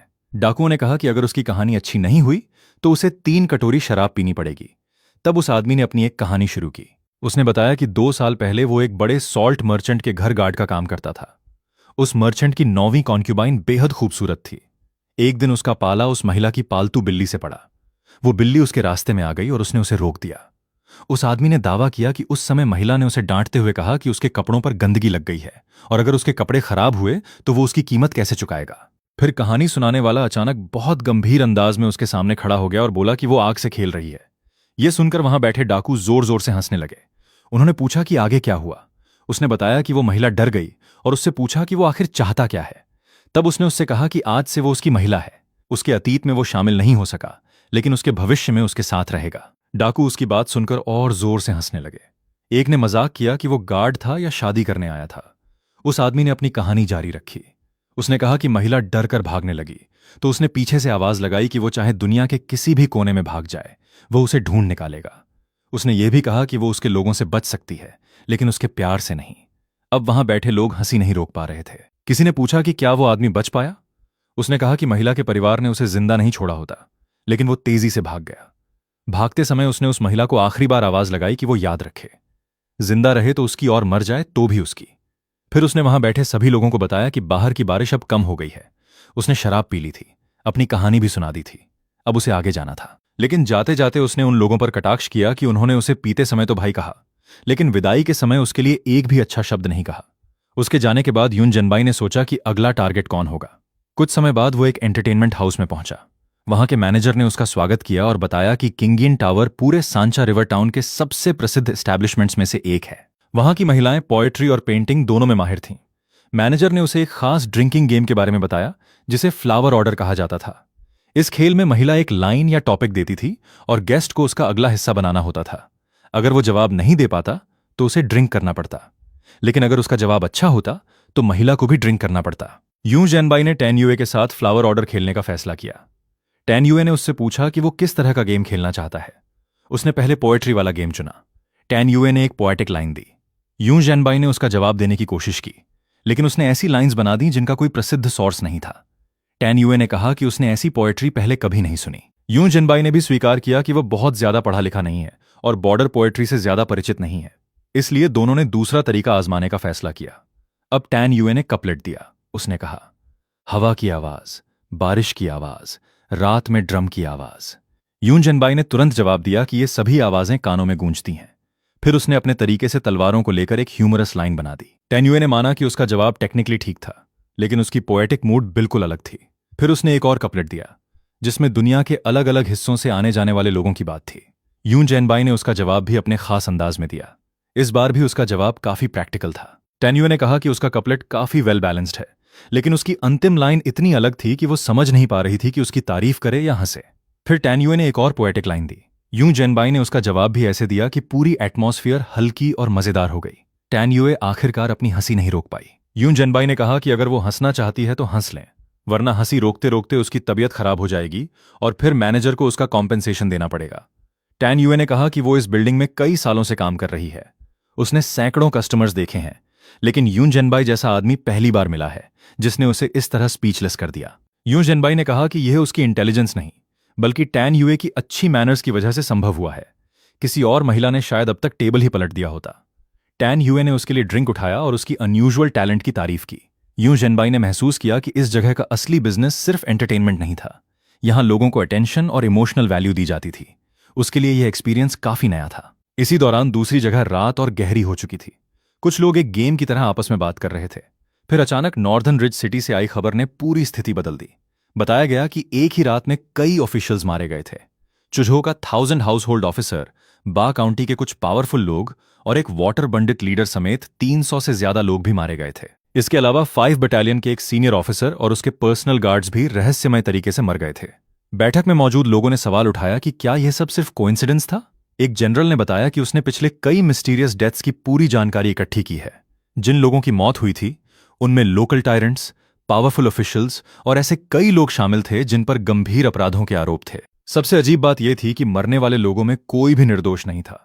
जितना ज्यादा कोई व्यक्ति अपराधों में डूबा हुआ था, उसकी मौत उतनी ही भयानक थी। सीक्रेट रिपोर्ट्स ने भी इस पैटर्न की पुष्टि की थी, चाहे घटना सैकड़ों माइल्स दूर हुई हो या उसी शहर में। यहां तक कि शोंगू ट्राइब के इलाके में भी कुछ ऐसा ही पैटर्न दिखाई दे रहा था। पूरे देश में अफवाह फैलने लगी थी कि कोई ईवल स्पिरिट दुनिया में वापस आ गया है और वो अपराधियों को सजा दे रहा है। एक जनरल ने इस बात का मजाक उड़ाते हुए कहा कि उसने अपनी जिंदगी में शोंगू वॉरियर्स के इतने सिर काटे हैं कि अगर सच में कोई घोस्ट होता तो अब तक उसे जरूर दिखाई देता। लेकिन दूसरे ने पूछा कि आखिर एक ही रात में हजारों लोगों को कौन मार सकता है, जबकि बॉडीज पर लड़ाई के निशान तक नहीं है। क्या यह सच में किसी घोस्ट का काम हो सकता है? जनरल ने कहा कि यह सवाल महत्वपूर्ण नहीं है। महत्वपूर्ण यह है कि उस मिस्टीरियस किलर का एक रूल है, वो सिर्फ गिल्टी लोगों को मारता है।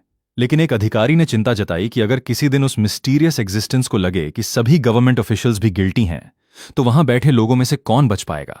इस बात पर बहस शुरू हो गई। एक ऑफिसर ने कहा कि वे लोग सोल्जर्स हैं, उनका काम युद्ध करना और लोगों की रक्षा करना है। वे लोकल टायरेंट्स और क्रिमिनल्स जैसे नहीं हैं। लेकिन जवाब मिला, फैसला आखिर करेगा कौन? क्योंकि उस मिस्टीरियस एग्जिस्टेंस के लिए कानून या पद नहीं, सिर्फ उसके अपने रूल्स मायने रखते थे।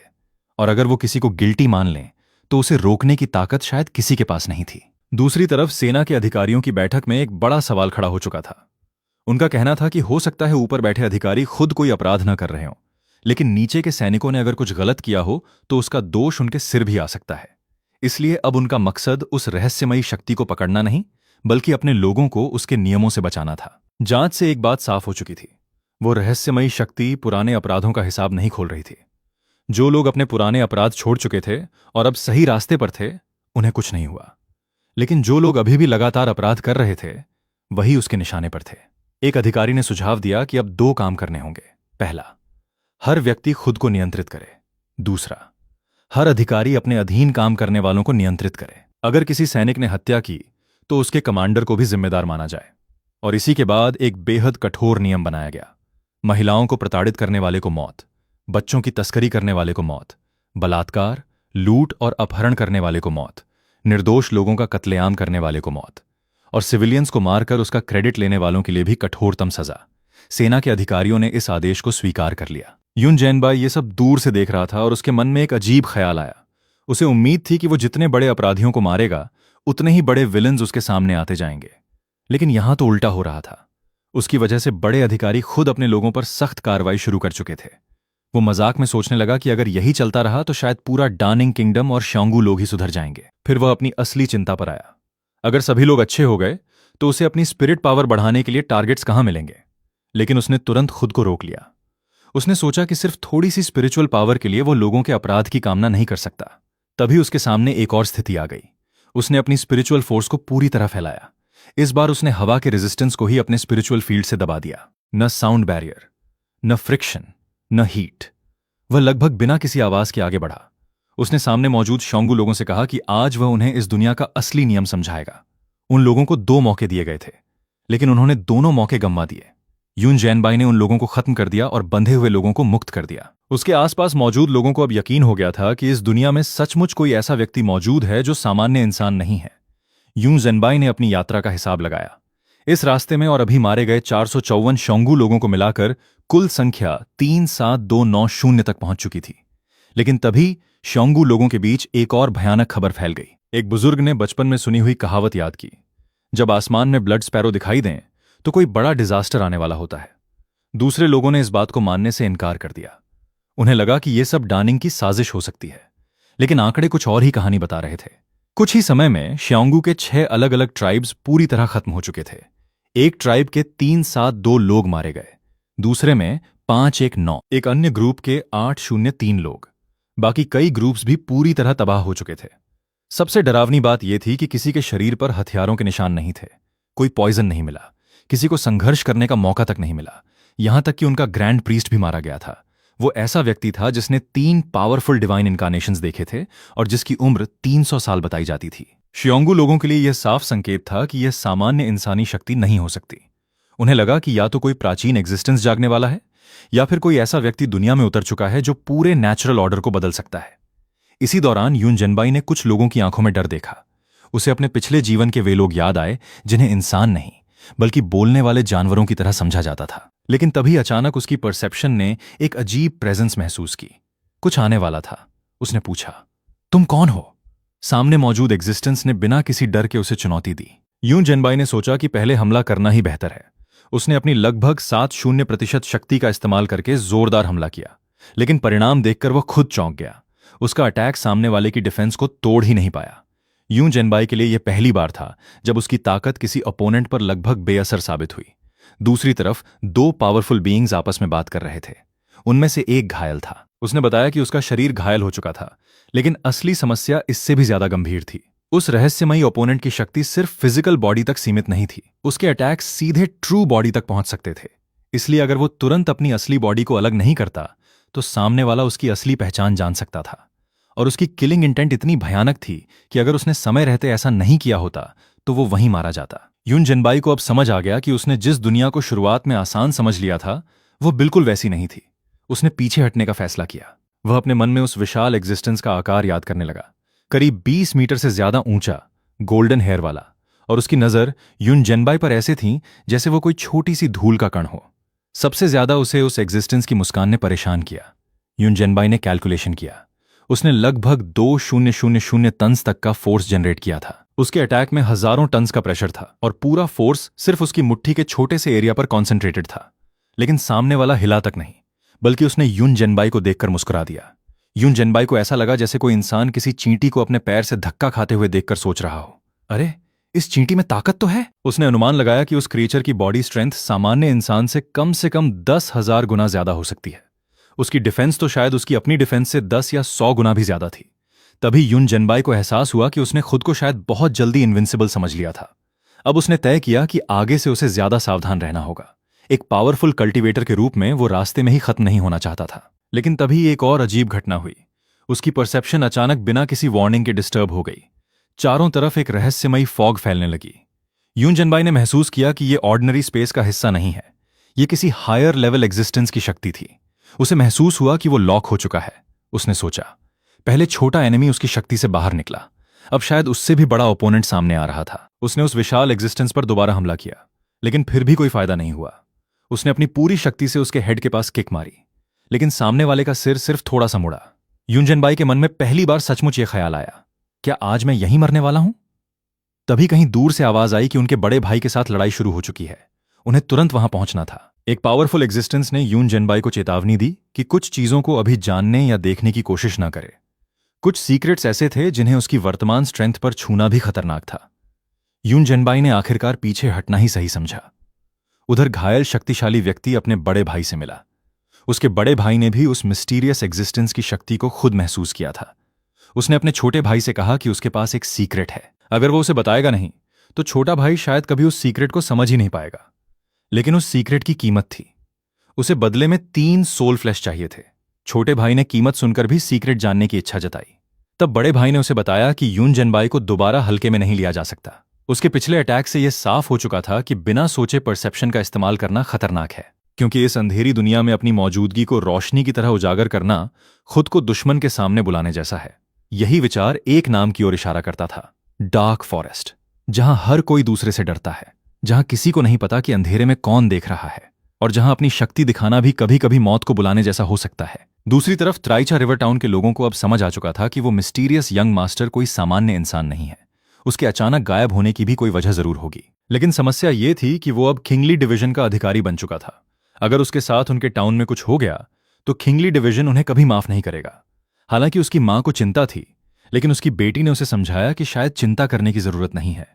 उसके सामान, घोड़े और ऑफिशियल वेस्ट टोकन अभी भी वहीं मौजूद थे। इसका मतलब था कि वो किसी अर्जेंट मिशन पर गया है, और अगर वो मिशन खुद त्रीचा रिवर टाउन के अधिकारियों से जुड़ा हुआ तो वो शायद सिविलियन क्लोथ्स में रहकर अपनी पहचान छिपा रहा था। एक किंगली डिवीजन के 100 हाउस होल्ड ऑफिसर को अगर स्थानीय ऑफिशियल से भी डर नहीं है तो आखिर उसे किससे डरना चाहिए? पिछले कुछ दिनों में टाउन में कई लोगों की रहस्यमयी मौत हो चुकी थी। ऊपर से जनरल्स रेजिडेंस ने भी सख्त आदेश जारी कर रखा था। इसलिए अगर वो ऑफिसर किसी सीक्रेट इन्वेस्टिगेशन में लगा है तो पुलिस को सूचना देना शायद उसकी पूरी योजना बिगाड़ सकता था। आखिरकार उन्होंने फैसला किया कि उसके कमरे में उसका सामान वापस रख दिया जाए और पीछे वाले कमरे की कड़ी निगरानी की जाए।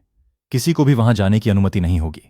उन्हें पता था कि छिंगली डिवीजन से जुड़े लोग कभी साधारण नहीं होते, इसलिए फिलहाल सबसे सही रास्ता था बस इंतजार करना। उधर यून जनबाई की तरफ कई दिनों की थकान के बाद आखिरकार उसे अच्छी नींद मिली।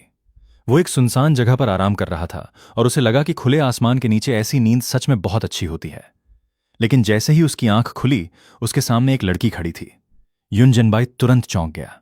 उसे देखकर लगा जैसे सुबह सुबह कोई लियाओजाई स्टाइल घोस्ट स्टोरी शुरू हो गई हो। वो लड़की वही थी जिसे उसने पिछली रात अपने सपने में देखा था, लेकिन अब वो सपना नहीं था, वो सच में उसके सामने खड़ी थी। लड़की ने शिकायत करते हुए कहा कि पिछली रात यून जनबाई ने उसे पूरी रात अपनी बाहों में पकड़े रखा और अब सुबह उठकर पहचानने से इनकार कर रहा है। यून जनबाई के लिए यह सिचुएशन बेहद ऑकवर्ड थी। वो सोच रहा था, मतलब मैंने पूरी रात एक फीमेल घोस्ट को पिलो की तरह पकड़कर रखा? लेकिन लड़की ने इससे भी ज्यादा शॉकिंग बात बताई। उसके अनुसार यून जनबाई सिर्फ उसे पकड़कर नहीं सोया था, नींद में उसके हाथ पैर भी इधर उधर घूम रहे थे। यून जनबाई के चेहरे पर तुरंत शर्मिंदगी आ गई। उसे यकीन ही नहीं हो रहा था कि उसने अनजाने में एक घोस्ट के साथ ऐसा कर दिया। लड़की ने बताया कि वो 200 साल से अपनी चास्टिटी संभाल कर बैठी थी, लेकिन एक ही रात में सब कुछ बर्बाद हो गया। यून जनबाई के पास इसका कोई जवाब नहीं था।